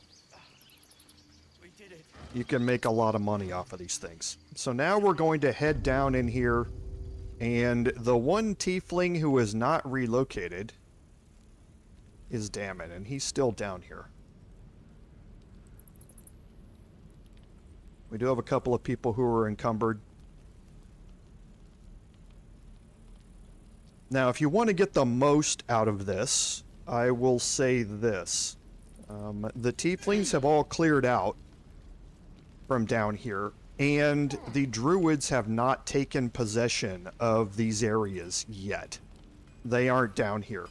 So if you want to loot all of these things that are marked as steal around here, do it now.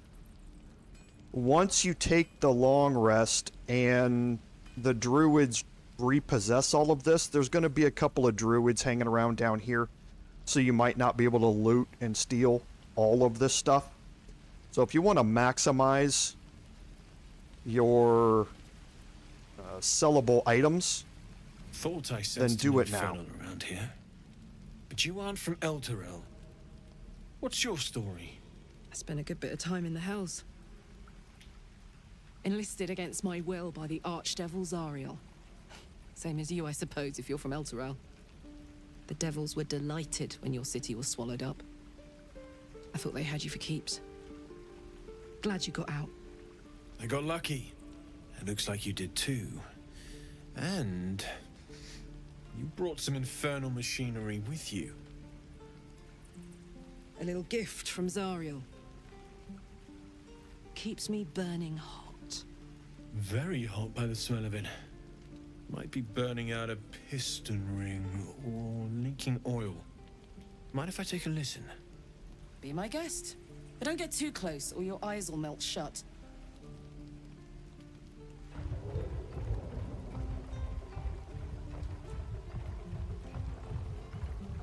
Phew! You really are burning up. Whoever put that engine together tried to house metallogized Demono valves inside a Ragnak's alloy casement. Very risky. I might be able to help, but I'd need infernal iron. And a prayer that my hammer will survive the work. That thing isn't meant to operate outside of Ernest. I'm not sure how much longer it'll keep running the way it's going. Will you be able to turn down the temperature a little? Worried I'm gonna go in for a handshake and singe someone's arm off one of these days. I'd worry about surviving the night first. But help one, help both. If we can cool you off, it'll stabilize your engine and allow you to touch whomever you please. Hey, soldier. I think we picked up some of that infernal iron already. What say you? Should I give it to him?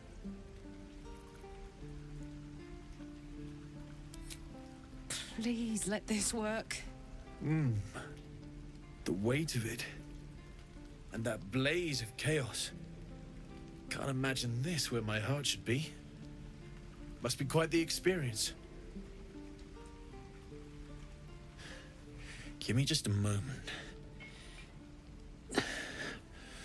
And I think...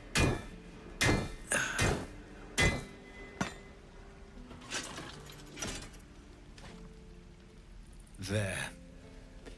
You'll have to install it, I'm afraid. I don't think there are thick enough gloves in all the realms to protect from that kind of heat.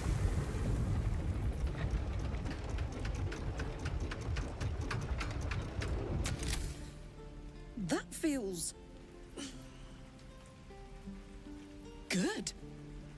I'm still burning hot as hell's hole, but I feel less... changeable. Cheers, mate. Pleasure. And as for the heat, I haven't got any solutions now, but I'm not giving up. Could be if the combustion chamber had its own insulation, or if we had some kind of enchanted coolant. Find me again in Baldur's Gate.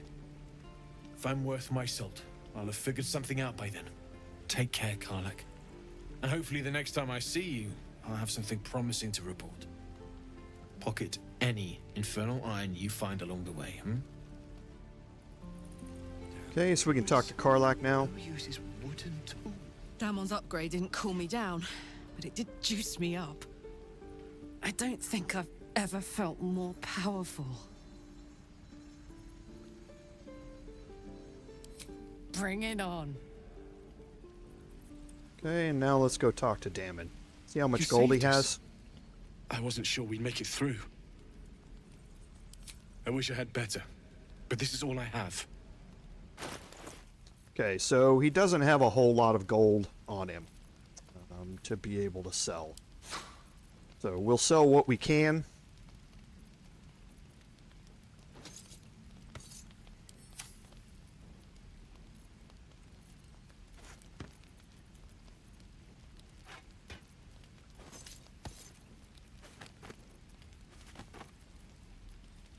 And then we will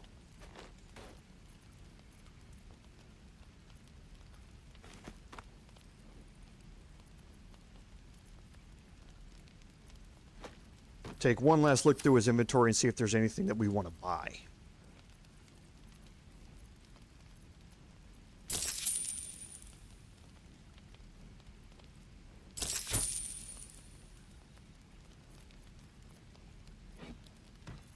So another 315 gold.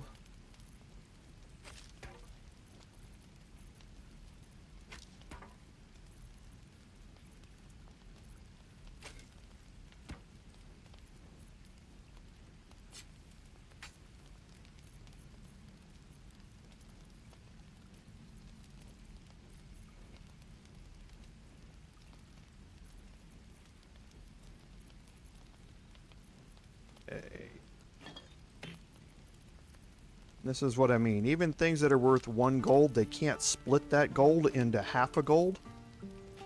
So you're guaranteed to get full value out of it. Okay, so now does Damon have anything else that we want? The chain shirt +2 is actually kind of nice because compared to scale mail +1, it has the exact same advantages in that you're taking 1 less slashing damage. However, instead of disadvantage on stealth checks, we get rid of that and we gain a +1 bonus to dexterity saving throws and checks, which stealth is one of them. So I'm going to buy that.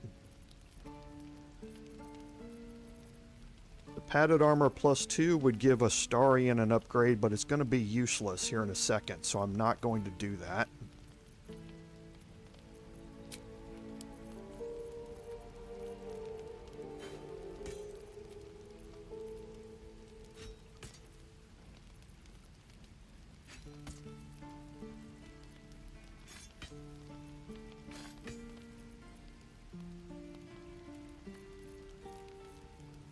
Okay, and then down here, 2, 3, 4.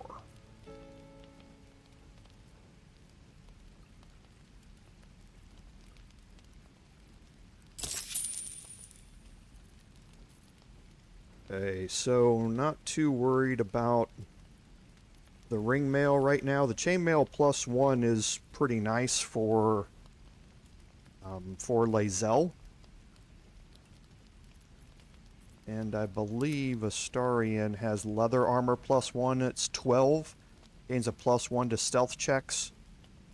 I could upgrade his armor class by 1 in doing this and lose 5% chance to avoid detection on my stealth checks.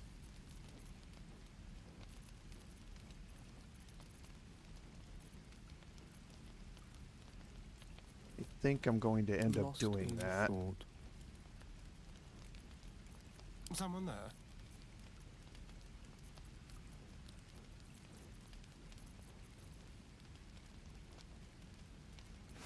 Yeah, I think I will.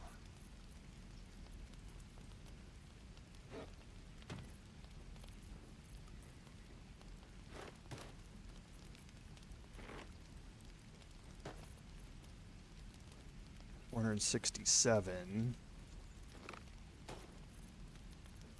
Oh, I need 5, 3, 4, 5.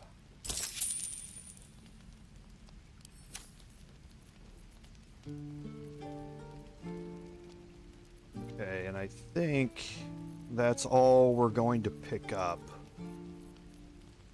from him. May Temora's luck twist your way. Okay, so quickly, just to move these around, and then this will go into his trash bag. Okay, sure, we're going to keep the scale mail +1 at camp, because I know somebody else who can use it.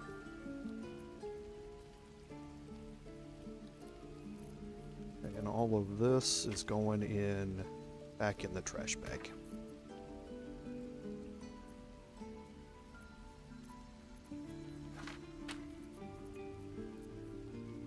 Okay, so we don't need Faithbreaker, we don't need the Blazer of Benevolence, we don't need Wapira's Crown, we don't need Cyanide, No, we won't need it for a while. We won't need this or Melf's first staff.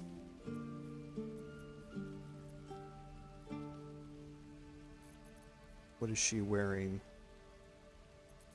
Okay, I'm not too worried about that. Let's give her the gloves of the growling underdog.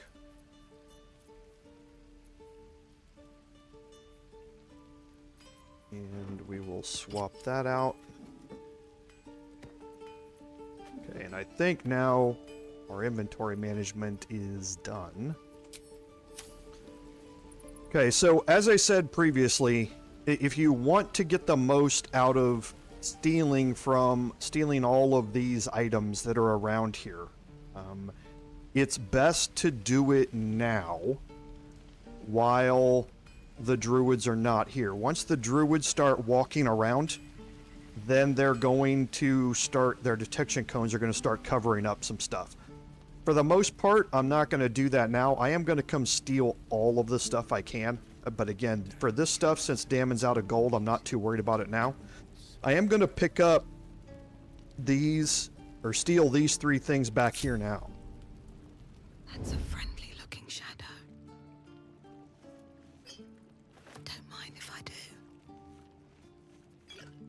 Because the elixir of hill giant strength is very, very useful. Walk in for death. us. So now let's head back up. Sometimes Mattis is still down here, sometimes he's not. He's not this time. And we'll head down here into the grove. I beg your forgiveness, Master. And Halsin and Karlach, or Kagha, are having a discussion. Seems like a good moment to talk. You took it upon yourself to undertake the Rite of Thorns. I ought to exile you from this place. Forever. Instead, I shall listen to the explanation that you owe me. An error most grave, Master. I beg your grace. Grace is bestowed by nature, not me. You will stay as a novice anew. You have forgotten the ways of the druids, the natural order of things. It is up to you to prove the lessons have been learned once more. So as you say. And so it is done, Master.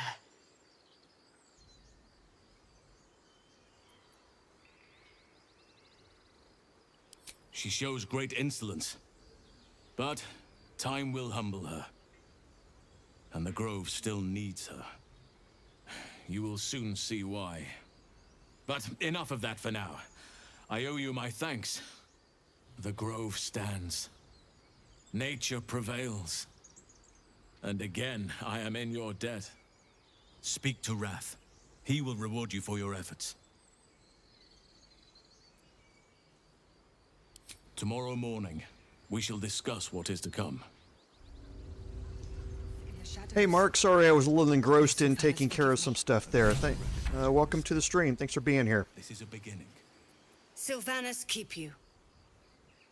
Okay, now Kagha is wandering around down here for now. That is soon going to change, and that change is going to be a very important change in her patterns. For now, just ignore Kagha, but we are going to pay special attention to her coming up here in a little bit.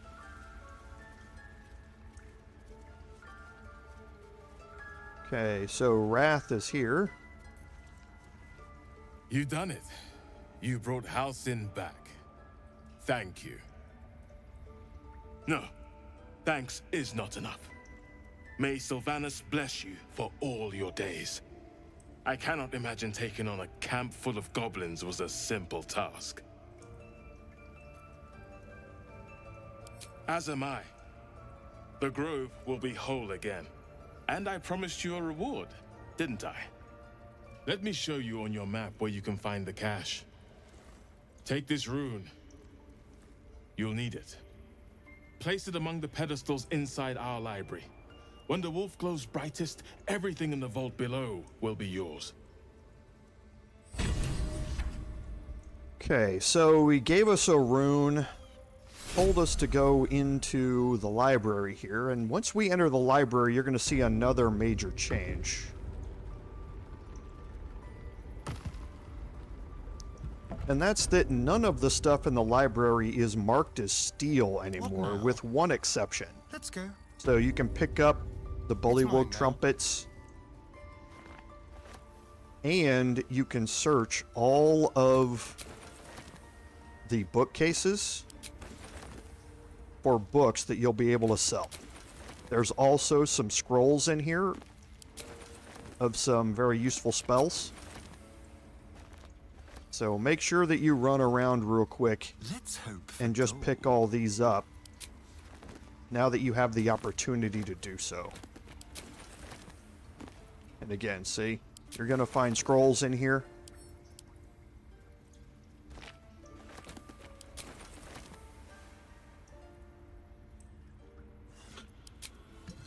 And the back entrance down to the passageway where we took Saza out is now open and unlocked. It's not marked as trespassing anymore.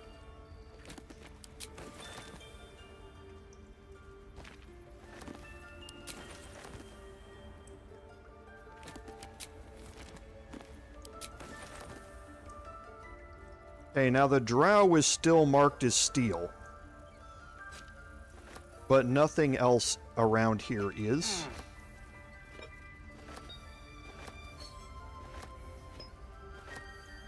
You can learn more about Halsin leaving to head off with Anders in these notes that I'm picking up here. And Halsin's journal as well.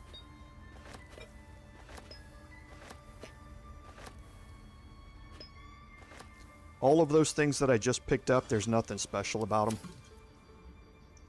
No one stopped me yet. They're just stuff you can sell. Now over here we have an empty socket. And the rune of the wolf goes in it. Once it's in, press all 4 of the runes.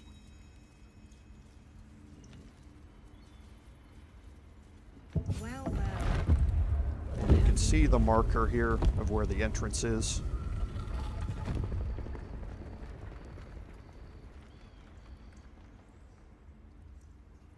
And you can head down. Now again, things have changed down here as far as the loot goes. So again, various poisons, scrolls, antidotes, that sort of stuff that you're going to find down here. The major change, though, is in Sorrow. The specs on Sorrow changed. Sorrow used to be a weapon that would inflict psychic damage on both you and the person you were attacking. However, they've changed how Sorrow works now. They removed the downside to it and the additional psychic damage entirely, which kind of is a little strange because the name Sorrow tends to go along with, you know, psychic damage and that sort of stuff. And they gave it Sorrowful Lash, which is basically allowing you to cast the Thorn Whip cantrip as a bonus action. Now, this, it can be really nice. The Thorn Whip is a 9-meter range, and being able to cast it per turn, this is not a per short rest or anything like that, because Thorn Whip is a cantrip. So being able to pull a target off of high ground, or off of or toward you, and then off of a ledge, is always very useful. And this allows you to have a weapon that you're able to do damage with while still on your bonus action being able to possibly inflict more damage. Sorrowful as a glaive, again, doesn't weigh nearly as much as the returning pike does. So if you want to throw this as an improvised weapon with a barbarian, you certainly can. Just know that you're not going to get as much bludgeoning damage out of it. However, some of that is offset by the fact that this is not a thrown weapon. The weapons that do not have thrown as a... Making me sweat. As a weapon property benefit from the improvised throw abilities, or the enraged throw, for that item.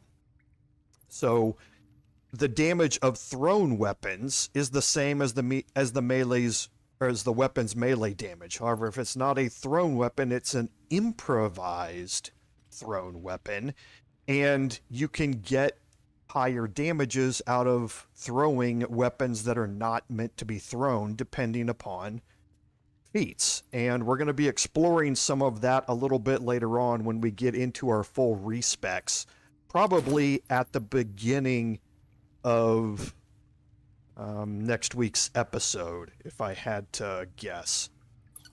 So Sorrow has had a big change to it, and that's the major thing, if you didn't notice it. The Robe of Summer is also in here. Doesn't really do a whole lot. It grants resistance to cold damage. There's not a lot of cold damage in the game. But if you don't have anything else, it does look really cool. And if you don't have anything else, then you might as well put it on. Now I'm going to move a robe over here to Astarion, and I'm going to kind of get... And that's going to be for something in the future with him. When we go through the respec on him, he's going to need something. And for now, a plain robe will suit him. So I want to keep one of those available. Ostomer, again, thank you. You don't have to do that. As I said last week, I do appreciate those. And thank you very much. Again, you don't have to. You don't have to do that, but thank you very much. So, and hello, Rudy. Thanks for being here. So, yeah, the whole super thing is a new thing for me after last weekend. My hands on everything. It's enough. It's more than enough for me that all of you are here just watching. That's surprising enough in and of itself, let alone the fact that you want to donate to the channel. So, thank you very, very much. Yeah, and that's it. That's exactly what I was talking about, Mark. The ability to have Thorn Whip not on a druid class can be very, very nice. And being able to cast it per turn like that makes it even nicer. It like Mark says, you can make some builds around it that are very, very useful, especially with the amount of verticality we have in this game. It can be very useful. And that's one of the things that I've seen it used most is you split your party, you have an AoE like Hunger of Hadar going off in the middle, and or Spike Growth or Wall of Blades or anything like that. And when the enemy tries to advance toward one group, you use, on the other side of that AoE spell, you use Sorrow to cast Thorn Whip to pull them back into it. And then if you have a druid or a ranger, somebody with the cantrip on the other side, you can just keep pulling the enemies back and forth into that AoE and keep damaging them over and over. So I saw a playthrough where somebody was actually not using any weapons They weren't doing any melee attacks, and that was one of the things that they were using. Was just using Thorn Whip to go back and forth on the enemies. It was pretty funny to watch. So here I want to make sure that we've done everything. We have completed that. So save Mayrina, masterwork weapon, search the cellar was the necromancy of Thay.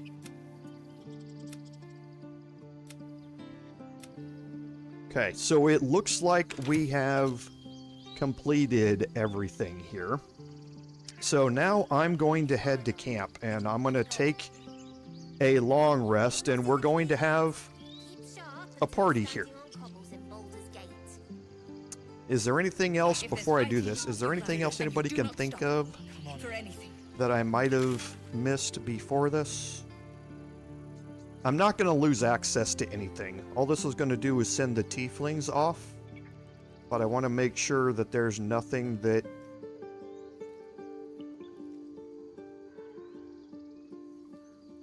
haven't really done. This is just the back area to the trapped entrance to the Goblin Camp.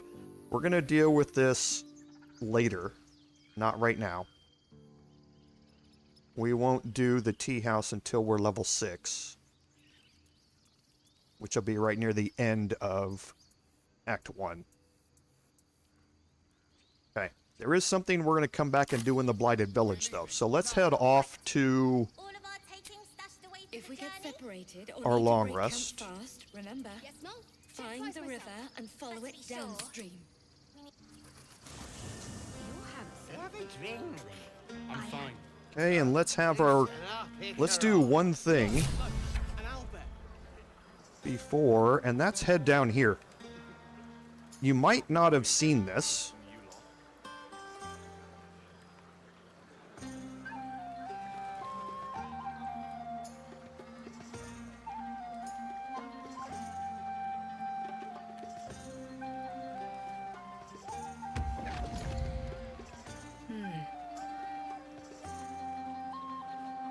You and I will have time aplenty to speak, but not tonight.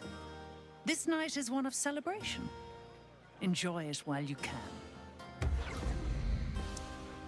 Karilla, this is actually Karilla's first appearance. If you have not gotten poisoned and put to sleep by Priestess Gut. If you have been poisoned by Priestess Gut and put in prison, Karilla will be the one that comes to rescue you from prison. However, if you haven't had that interaction, she will pop up here. She will be in hiding, and she will sneak her way into the bushes here. And just watch what's happening. And if you don't know she's there, you might completely miss the fact that you can have a conversation with her and kind of lead you down the way of who is Karilla, what is she doing, all of that sort of stuff.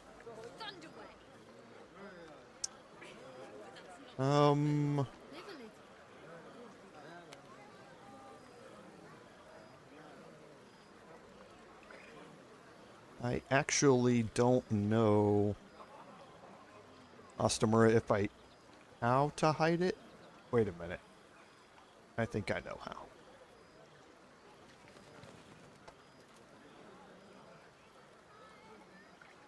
Actually, I don't know how to hide it. I think that might be something in the settings for my chat. For my chat thing, I'm probably going to have to go through and redo my chat now that supers are coming in. I haven't had to worry about it in the past, but now I do.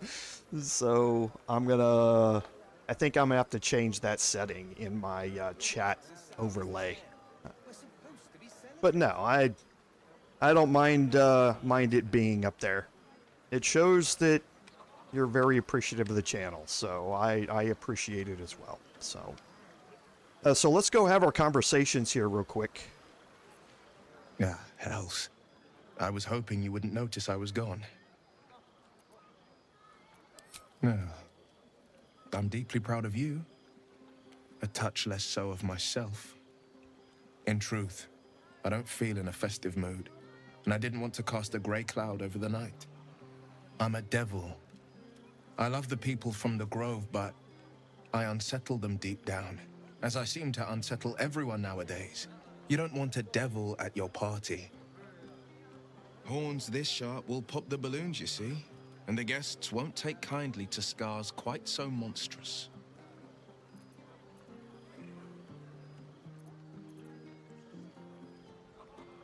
If only half the world had half the heart you do. But, off with you. This is your day. Have a dance. Enjoy the music. Some time alone beneath the stars, and I'll be back to my old self. Promise. Still, it's a night to remember. You've made sure of that. Okay. You can talk to several of the tieflings.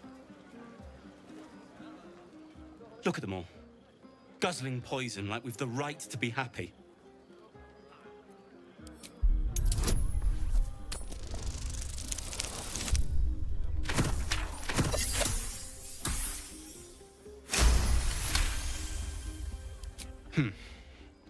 Perhaps it'll make the evening more tolerable.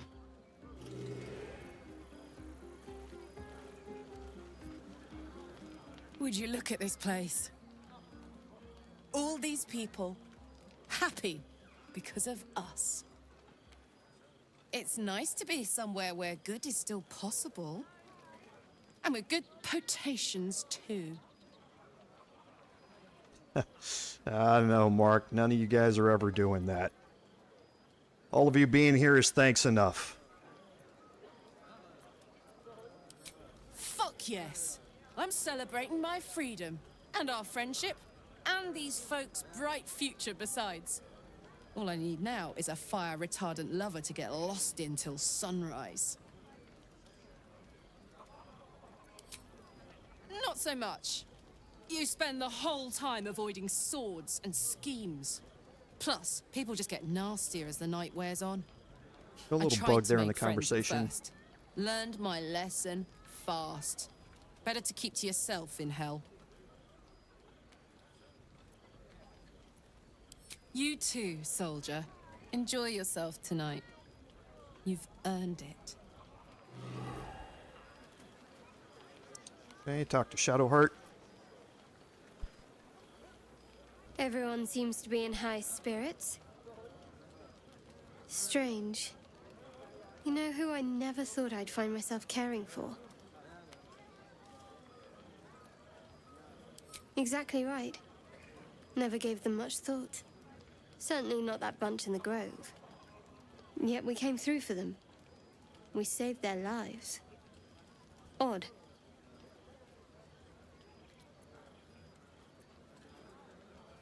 Something like that. I was taught to reject anything that distracted from Shah. But there'll be time for penance later. Share a bottle with me? We should wait a little while. Until the others have drifted off. Best not keep me waiting. I'd prefer not to entertain myself. Hey, Astarion. What are you going to do in the city? You know, I never pictured myself as a hero. Never thought I'd be the one they'd toast for saving so many lives. And now that I'm here...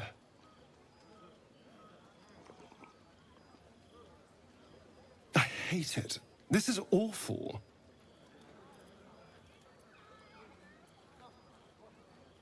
True. That was fun. Still, I would have liked more for my trouble than a pat on the head and vinegar for wine.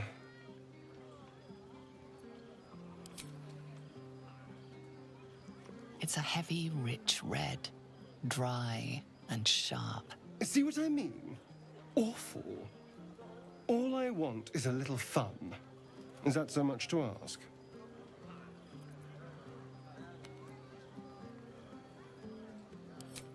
Not at all. I was hoping for companionship. And, well, maybe a little death. Figuratively speaking. It's easy for some. You and Shadowheart seem to have a connection. It looks very sweet. Not what I'd call passionate or interesting, but sweet.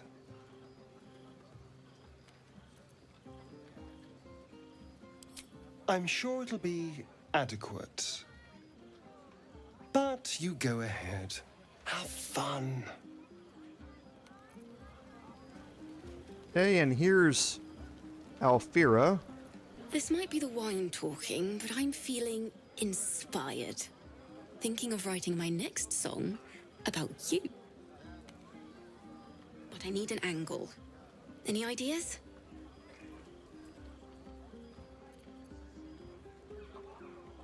One raunchy ballad coming up. And Lacrissa. Hope you're enjoying the night, hero. I certainly am. Cheers to many more like this. It's always funny to compare the fact that we're meeting or talking to these characters now and they progress, hopefully all the way through to Act 3, which we're seeing in our other playthroughs. I have seen the Kithraki tear a screaming Nyogi's legs from its belly to fashion into blades. Yet they could not match your nerve today. It was enough to drive me to madness. I smell their blood on you still. I smell your moisture. A glorious reward for a glorious battle. Go on, have your fun. And do not wipe away a single bead of sweat. It's intoxicating. Okay. Celebrate now. Come dawn, we depart. I want to see... Celebrate now. Okay, no other dialogue options. You have no idea how good it feels to see these people smiling. The singing we could probably do without, but even so, thank you.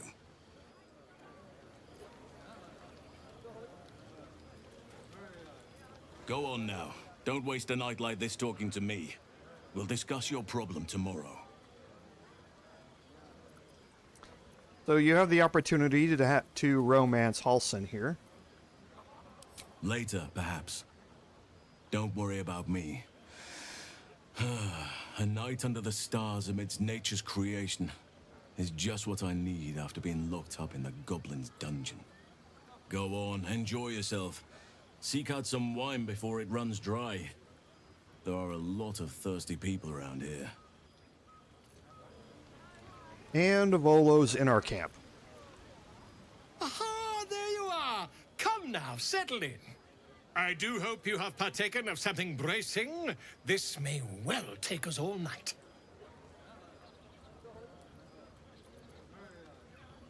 Why, you're naming, quite obviously.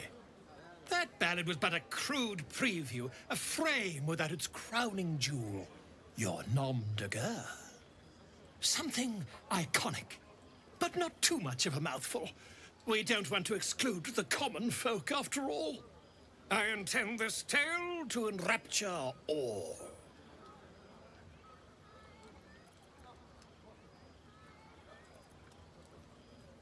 Far too much? This is the very problem. If you could set aside your many triumphs, carry out one defining act, not to belittle your achievements to date, of course, but besting a dragon, a giant, a god, perhaps? I must deliberate. Go, enjoy your evening. I shall have work for you in the days to come. Hey, Gale. That's my girl. And yes, Lord Henry, everybody does. Beautiful night, don't you think? Nothing like a brush with destruction to make one appreciate the majesty of a celestial canvas. It's a view I would once have shared with my companion, though definitely unaccompanied by such revelry. She preferred it when we were alone, curled up before a crackling hearth with some ancient, esoteric tome between us. Ink glinting in the firelight.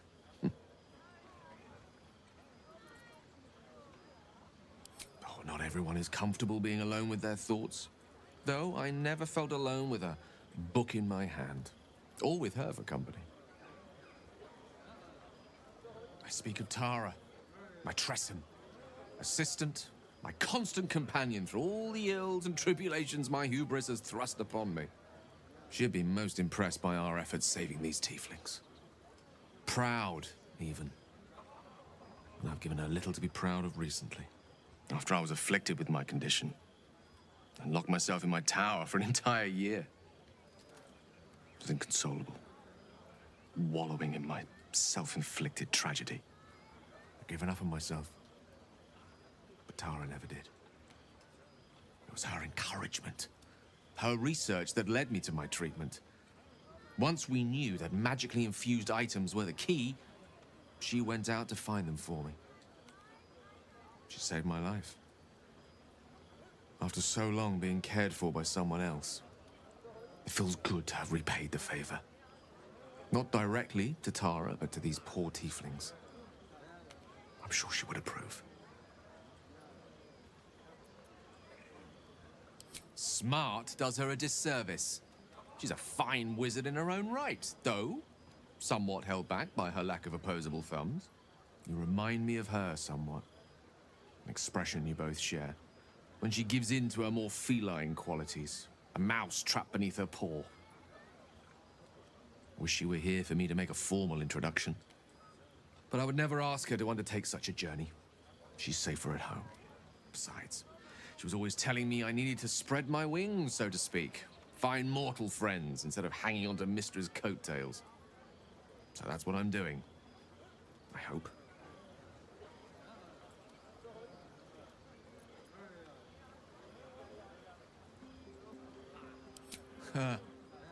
Very funny. But as we all know, nymphs are sticklers when it comes to their bathing routines. You, my friend, haven't been near a fresh spring in a 10-day or more. Not that I don't appreciate your musk. Actually rather like it. Well, this seems as good a time as any for me to stop babbling on.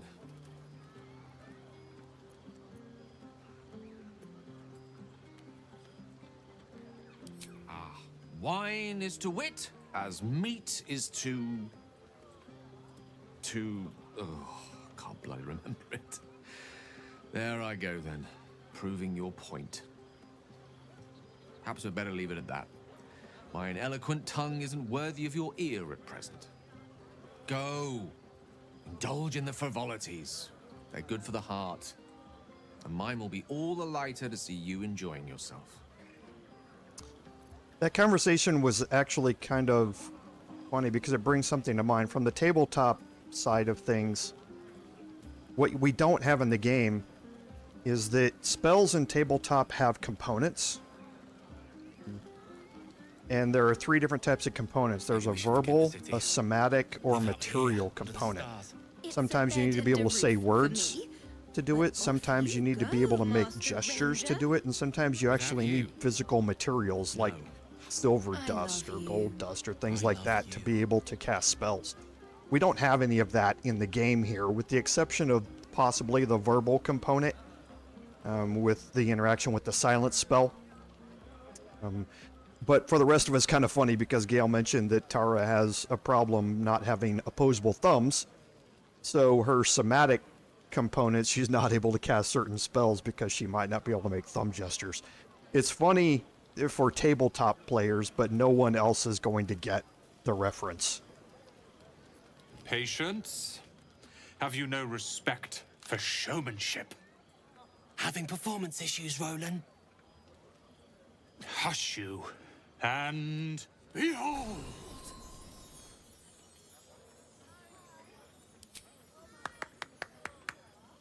Adoring applause? You're too kind. Remember when he could barely cast that? They grow up so fast. Never have I met such troglodytes. Now, pass the wine. Okay, and I think The moment we hit the city. Yes. that takes care of everybody. Mole is over here. mold as the same conversation we had a little bit ago, saying that the idol's been stolen, and they would recruit that person if they found him. So you're gonna, everybody in camp, as Lord Henry says, gives you or shows an interest in spending the night with you. If you can say yes to all of them, and then what will happen is when you take your long rest, it will ask you, who do you want to spend the night with, and it will give you a list of them that you're able to spend it with. Now, I can have a whole bunch of relationships. However, I'm on a live stream, so for the most part, I tend to limit it to Shadowheart, at least at the start, because her camp scene is fairly benign. There's nothing that could possibly get me in trouble, even with the option to prevent nudity and that sort of stuff in the game. I prefer not to chance it.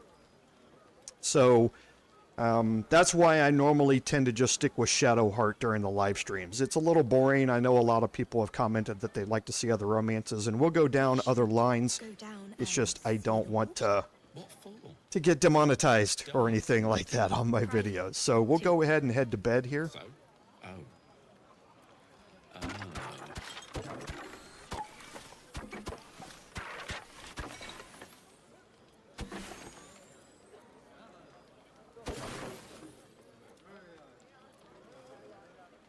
I need a 3.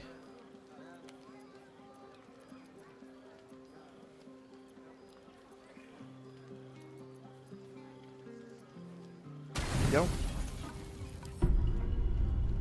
Buzz of celebration quiets to a soothing hum as you approach your bunk. Though you seek repose, you needn't spend the night alone. There is one who yearns for you in the dark. Who will you seek? Okay, so since we haven't had the cutscene with Shadowheart yet, this gives us the option to do it now. Your heart skips a beat. What treasures might this night bestow? Now, there's going to be a passive check here at the end of this. You cannot cast guidance beforehand. Sit with me.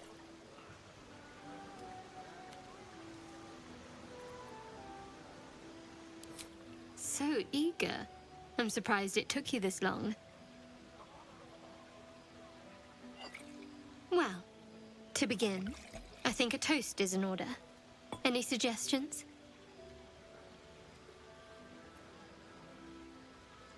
Bold. What does us entail? I suppose I'll find out. To us. Now tell me something about yourself. And no tadpoles, dragons, marauding goblins, or anything like that. Something about you.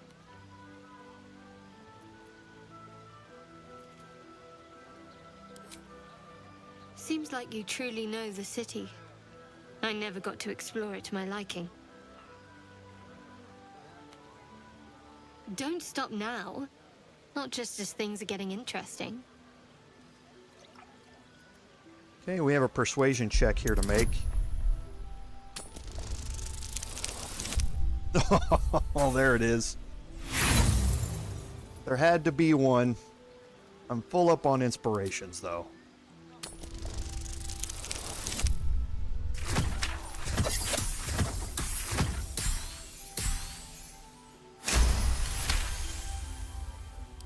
Don't laugh, but I'm not quite sure I have anything to share. When you worship Shard, secrecy is everything. We'll sacrifice our own memories when ordered to. A lot of the little things, they're lost to me right now.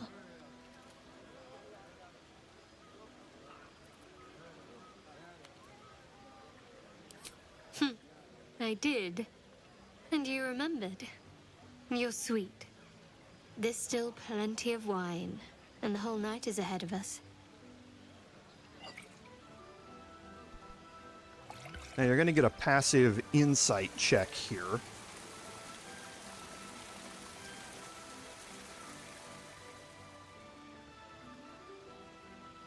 Nearly light. The others will be awake soon.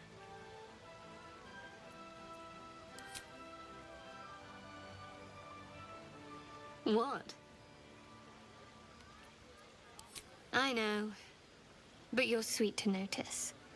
Thank you for last night.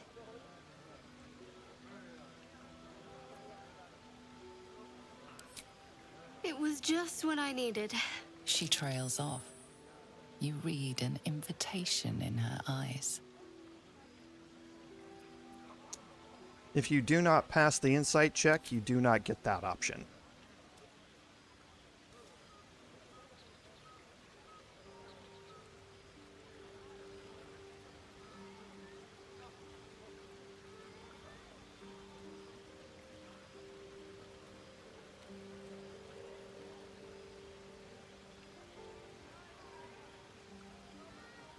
That didn't hurt, did it?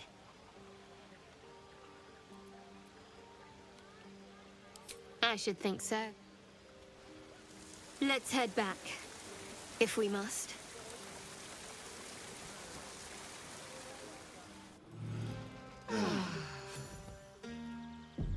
I trust you enjoyed your evening. After all your efforts, it was well deserved. It may be some time before you're afforded another such night. There is much to be done, and I promised I would help you however I could. I'm certain a cure for you can be found at Moonrise Towers, but it's complicated. The journey specifically, it's extremely perilous, though it seems you're well accustomed to navigating danger. We get a cure, and the chance to hit these arseholes where they live. Sounds good. To get to the towers, you'll need to pass through a terrible place. A cursed place. This curse shrouds everything in shadow. You will not find life, light, or anything natural there. Any who linger are twisted by the curse. They become shadow beings, tormented, dangerous souls.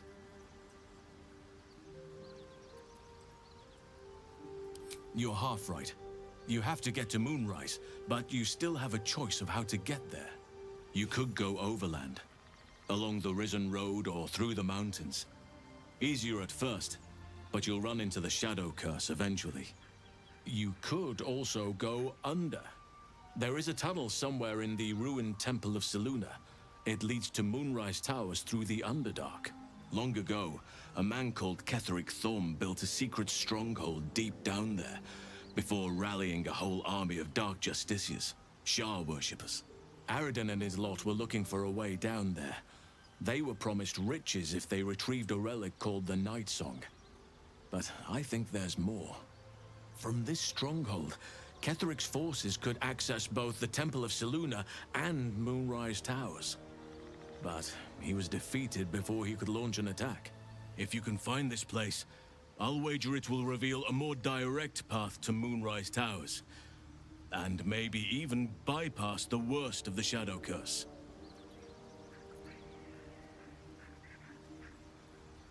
Already? If only I'd gone with you instead of Aradin. I would like to join your camp, if you'll allow me. I can offer my skills, my counsel. I've long sought to return to Moonrise Towers. It seems our fates have aligned. May Sylvanas guide us. Okay, and Lord Henry is Minthara going to get a turn. Minthara's romance scene is definitely one I cannot show on stream. even the quote-unquote streamer version of it in the game. And the only way you can get it is if you side with her and raid the Grove. But yes, that scene I definitely cannot show on stream. So we'll look at our quest journal again, and now we've updated Moonrise Towers to either go through the Mountain Pass or the Underdark. We finished Rescue Halsin. Damon has left now with all the other refugees, and we have completed the Save the Refugees quest. Okay. So I'm going to look here and just do any quick conversation checks. Another visit from the Golden Paladin. It said we'll get the answers we need about the tadpole if we infiltrate the cult.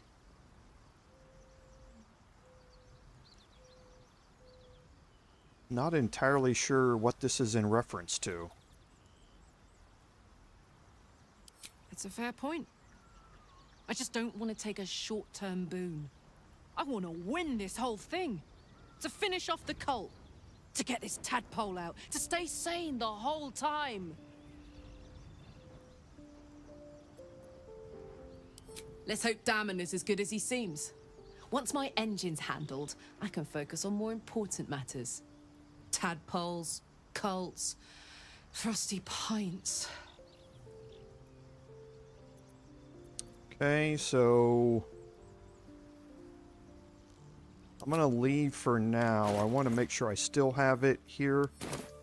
I need to take an opportunity to persuade Karlach to use tadpole powers if I can. Keep your distance, darling. Astarion and I are using them. I need to add Luck of Far Realms here.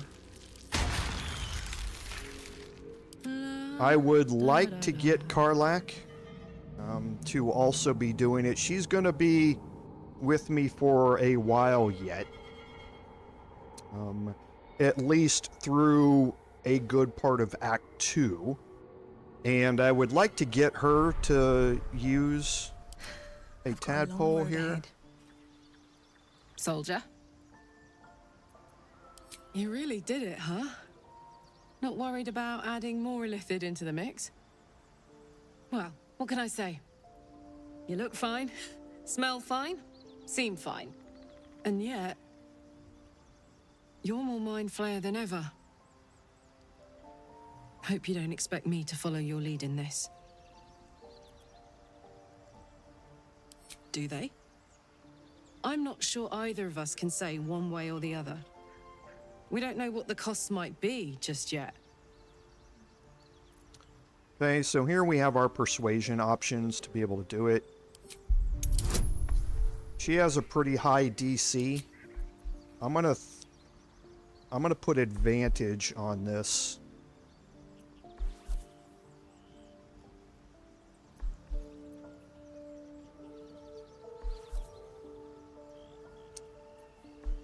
If I cast friends afterward, I'm going to get a lowering of her attitude towards us. I don't think it matters that much. This would cost me a spell slot to do it. Or if I had a guidance, I still have 3 inspirations left. And I need to roll a 7. Okay. I didn't use my spell slot. Level 3 spell slots right now are very useful. How do you do that? Always making sense when I least want you to. Fine. I'll keep an open mind, all right? I can promise that much. Now, are we done here? Okay, and now I'm going to give her favorable beginnings. Her first attack roll against an enemy is always going to have her proficiency bonus added to it. Makes it much easier for her to hit brand new targets. Light on my feet. We get along quite well, I think. All's well, I hope. No. I just wanted to see how you felt after the night we spent together. When we talked and kissed.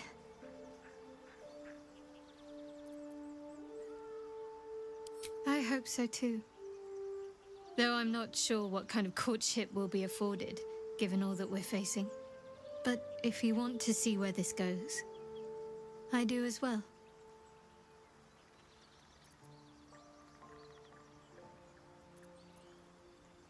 Okay, so nothing new there.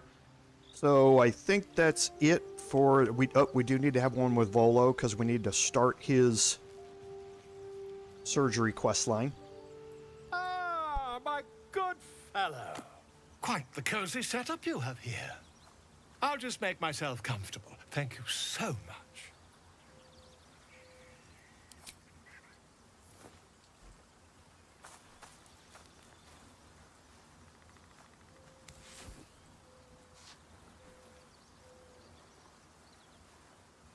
My research turned up a rather brilliant technique that seems quite actionable. It's not too deep, just behind the orbital socket. I could attempt an extraction. I've a needle in my tunic, after all.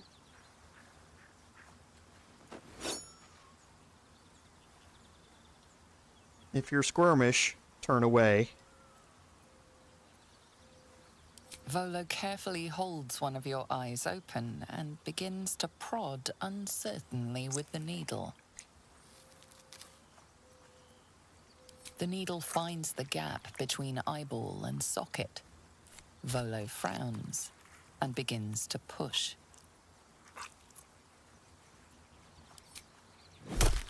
Pain shoots through your body as the needle snags on your optic nerve.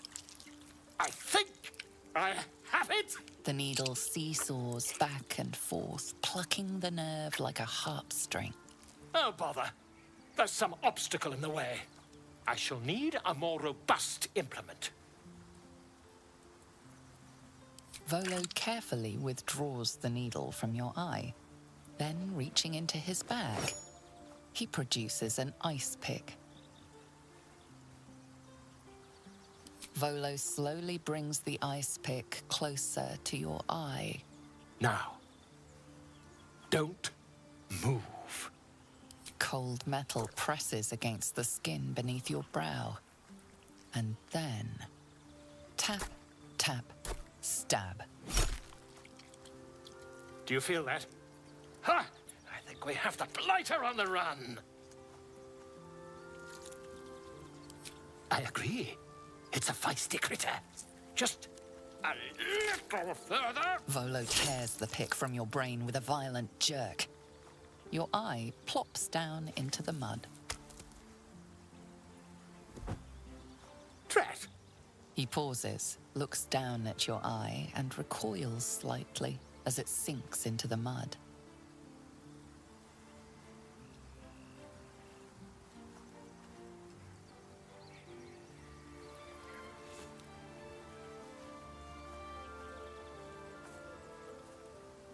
There appears to be an amount of cosmetic damage. Please, try not to overexert yourself. You're in a rather fragile state at present. I can't help but feel partly responsible. Perhaps there is something more I can do.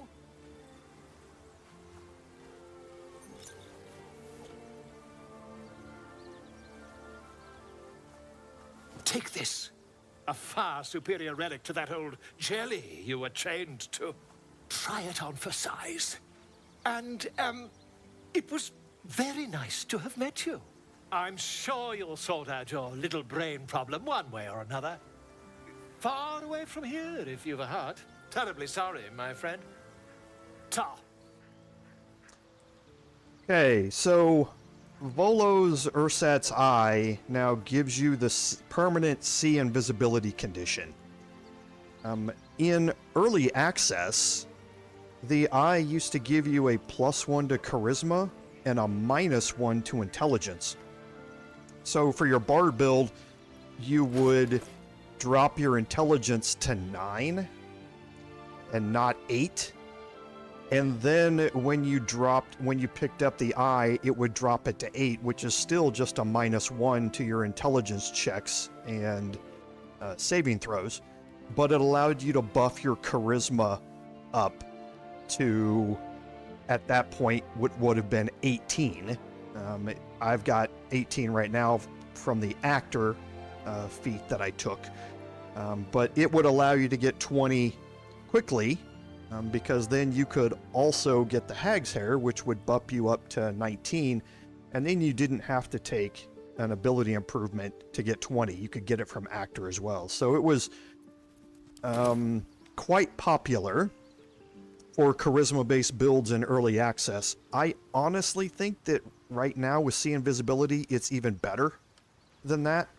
There's so many things in this game that Sea Invisibility becomes not just useful, but necessary for. So having it is a really big deal. So we'll go ahead and leave camp now. And yeah, Mark, when the first time I saw that scene, I just laughed. I just laughed all the time. So let's get our buffs happening here.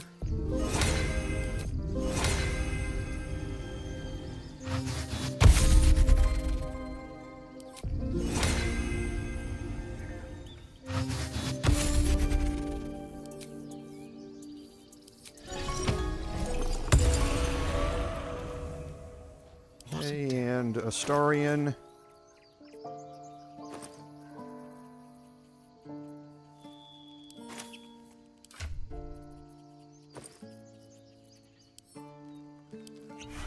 Is going to drink an elixir of Hill Giant Strength. Okay. Now the tieflings you can see are gone, but something else has happened. Kagha has now moved to a spot out here pretty much by herself. There's no one around. The nearest person is Aaron, right here. There's nobody else around her at this location. One with the wheel. Now, I want to look at something here. Okay. I'm going to learn... Remember, we picked up the Scroll of Summon Quasit in the Necromancer's Cave. I'm going to learn that spell. You have to right-click on it and click Learn Spell. It does not show up in your listing in your spell book. Okay? It's going to give you a new spell here. Now I'm going to prepare that spell. And I'm going to summon Shovel. Oh, shit-pilling toe-rag! Never summon Shovel, never feed Shovel, now call Shovel! You recognize the tiny fiend, a quasit. Wicked creatures, often used as familiars. Wait, you're not Illy? Illy, if you remember, is Ilan Toth. Remember the conversations that we had with the mirror down below? So Shovel used to be a familiar for Ilan Toth. My master, tall, skinny, prick with ears. So, you're Shovel's master now. Fine. Master Illy calls me Shovel. Don't like it? Change it. So, what first, Master? Gutting locals? Raising the dead? Making them walk? Making them scream?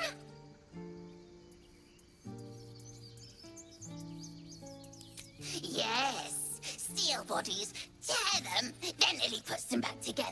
Again and again. When he wasn't horny for the book. Oh, book this, book that. He loves the book.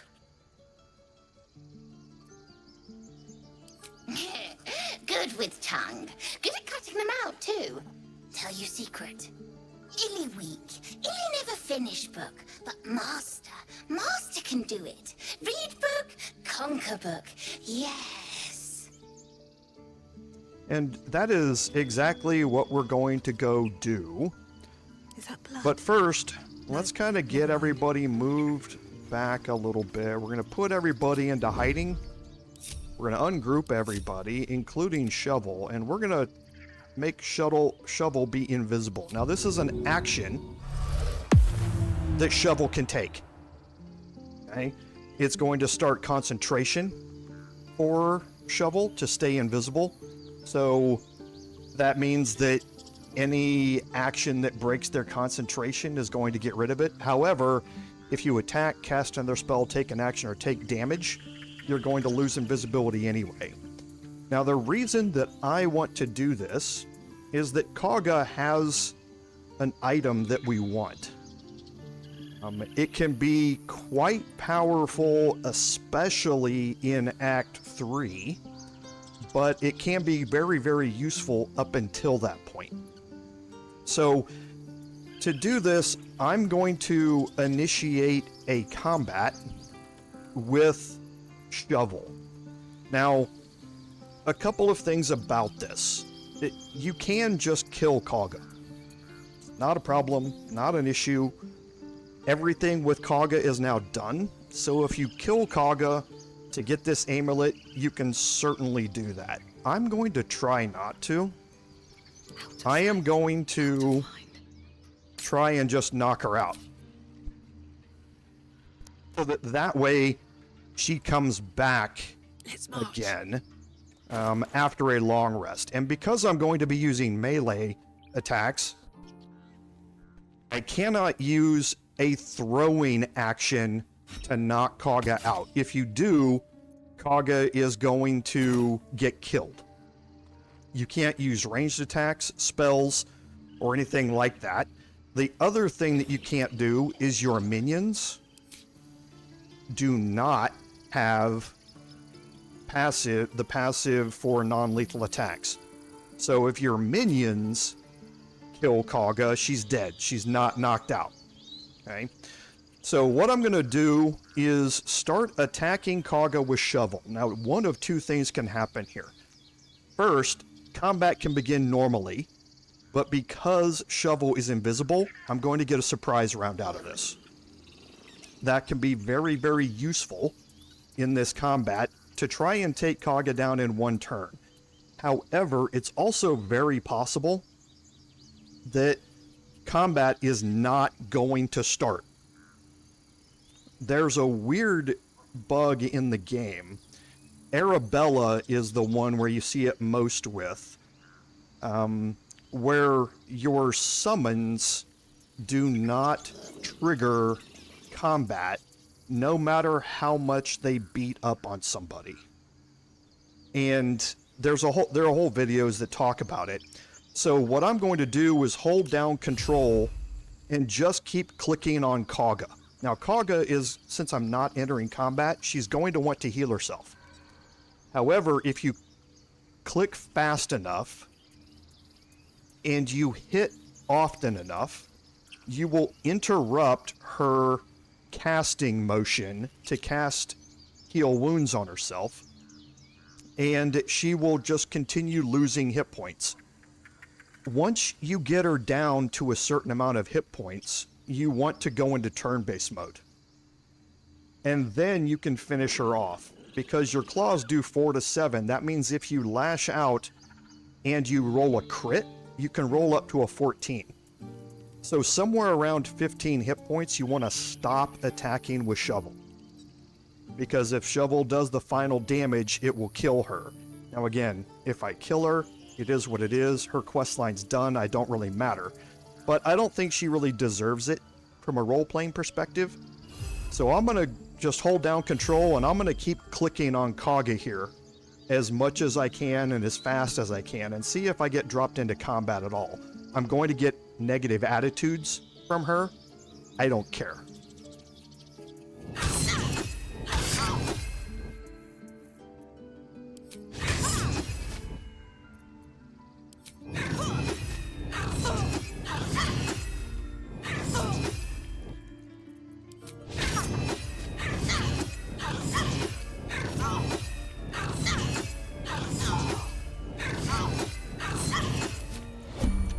Okay, so now she's down to 12 hit points. So now we're going to use our other characters to finish her off. I'd love to, thanks. Okay, I have the passes for non-lethal attacks. And I know I can knock her out with this, but I'm actually going to get rid of the fire damage rider.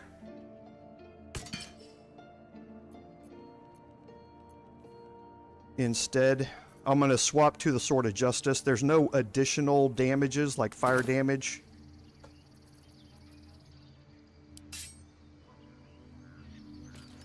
Oh yeah, I forgot that. That removes hers. That was a mistake. These boots have seen everything. Let's actually... Let's go.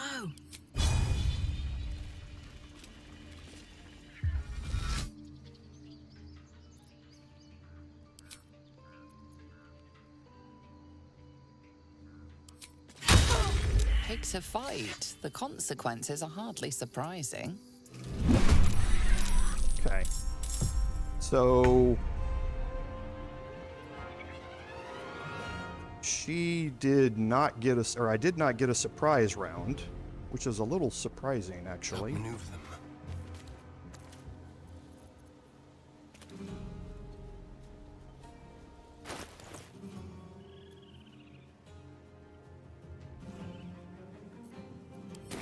Okay, so I want to definitely make sure I'm not dual wielding here.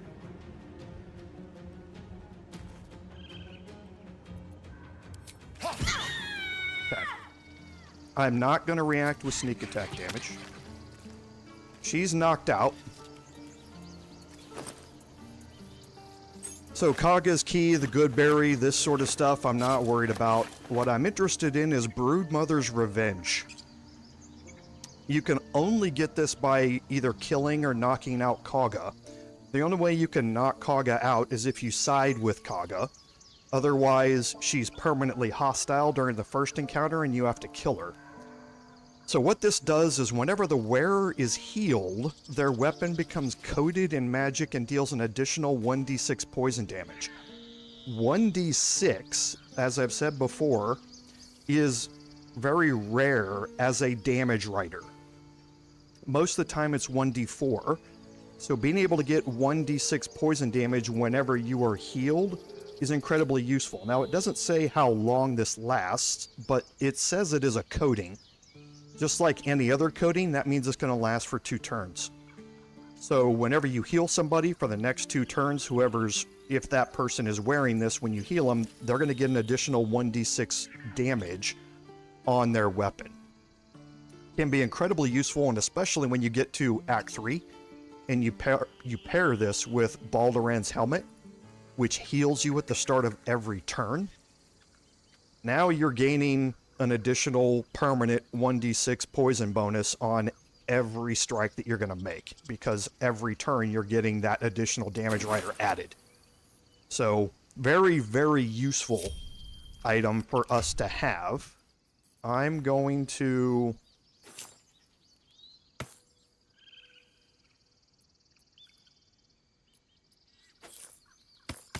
put this on Astarion.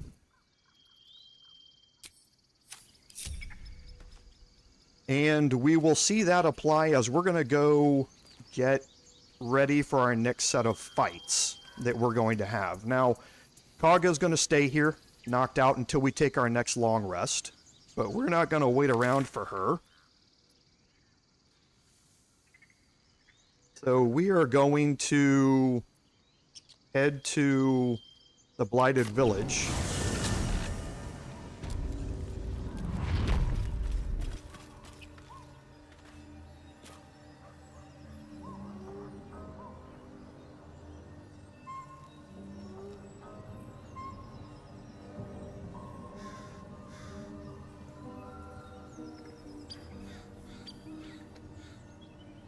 Okay.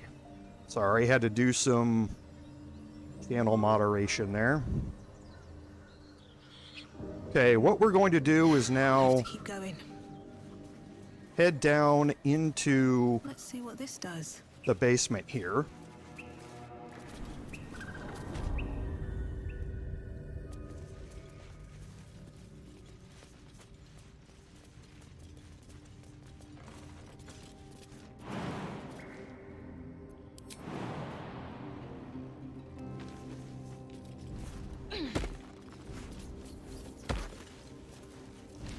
Okay, now Shovel is not going to be able to make this jump.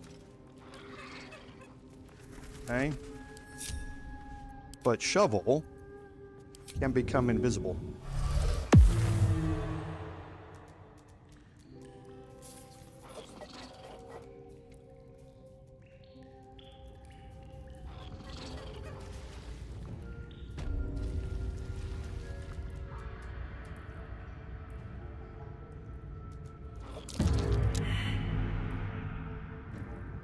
Not too worried about saving or failing a saving throw here on the web. There's nobody around to hear it. Okay. However, down here, the phase spiders, which I can't really see yet,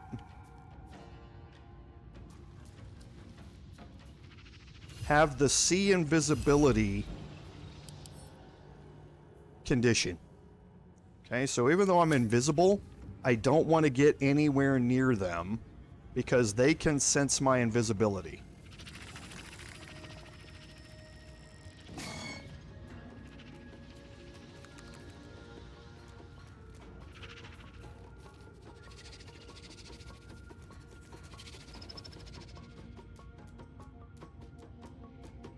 Okay. All is ashen meat.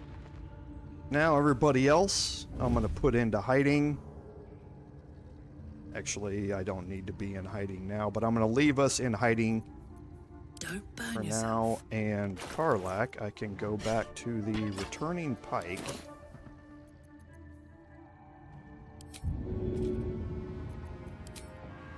This'll help. Actually, I don't have to. I can just walk up here and attack it because it's piercing damage. Okay. You can't see me. Don't waste a step. I always like to enter from this direction just because it keeps me on the high ground, 1, and 2, it gives me retreat options to escape from this area if I need to. And the spiders might not notice us.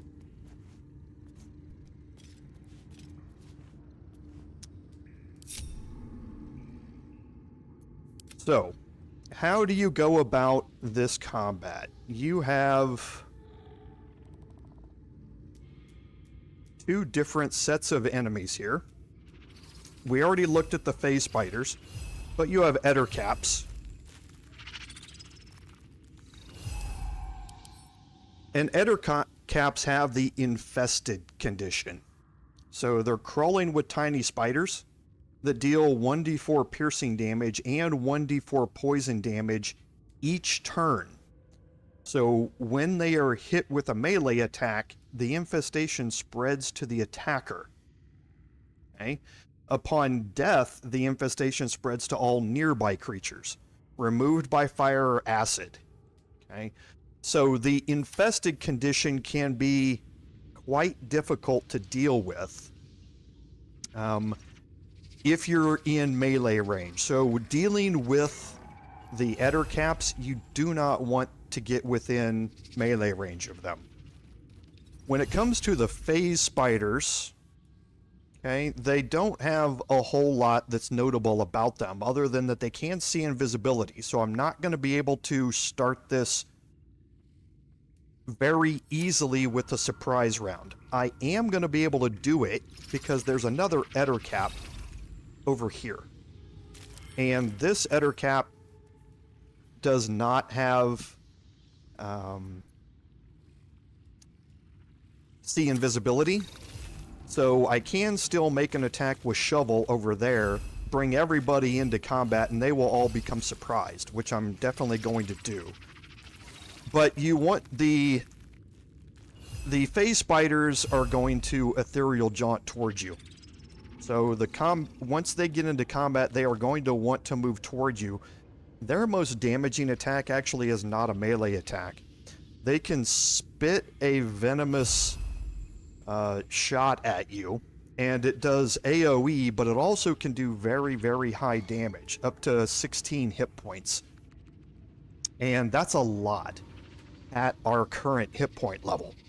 So keeping that in mind, you want to focus them as much as you can. The ettercaps, if they have a longer distance to go to get to you, because they have to get to you in melee range, they can. They have a ranged attack, though, which is basically web.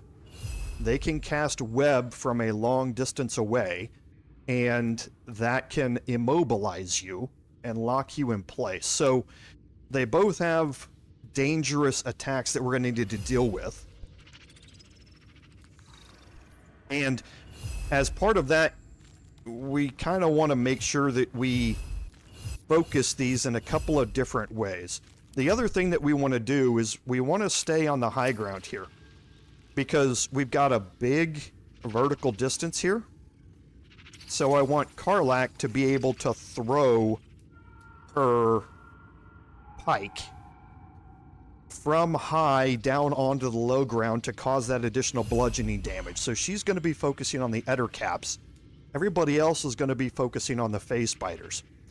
But before we do that, we also want to make sure that Karlach is kind of set up to take advantage of the returning pike. And right now she's missing out on a whole bunch of additional damage because of how she is currently built. And we are going to change that. So what we are going to do is, as I said at the beginning of the stream, we're going to be doing full respecs on everybody now that we're at level 5. And we're going to make some major changes to 2 of our 3 characters. The Bard, we are going to make a slight change to and start dipping into some other things. Gale, we're not going to change anything on. Well, we actually will respec him just to get rid of the fact that he's divination. Well, we'll probably keep it for now because there's something else that we're going to want to do. No, we won't. We'll get rid of it. I don't need him to be divination right now. I'm going to need him to be divination in a little bit, but not right now. And we won't deal with that encounter, like I say, until near the halfway point, or more than halfway point of Act 1. So, but to do that respec, we are going to start off next week's episode doing that. So we are going to drop a save here, and this is going to get us into a really good point to get set up for next week. We're going to start off next week by heading to camp. We might have a cutscene in camp. Either way, we're going to do a respec on all of our characters when we get back to camp. And then we are going to have this fight here, and then the big fight against our 3rd legendary enemy. We had the Owlbear, we had Dror Ragzlin, and the Phase Spider Matriarch is going to be our 3rd legendary combat. And we're going to hopefully show you some ways to make that fight a little easier using our class setup. But one way or another, all of that's going to happen next week. So we're going to have a very action-packed episode next week, at least for the first half anyway.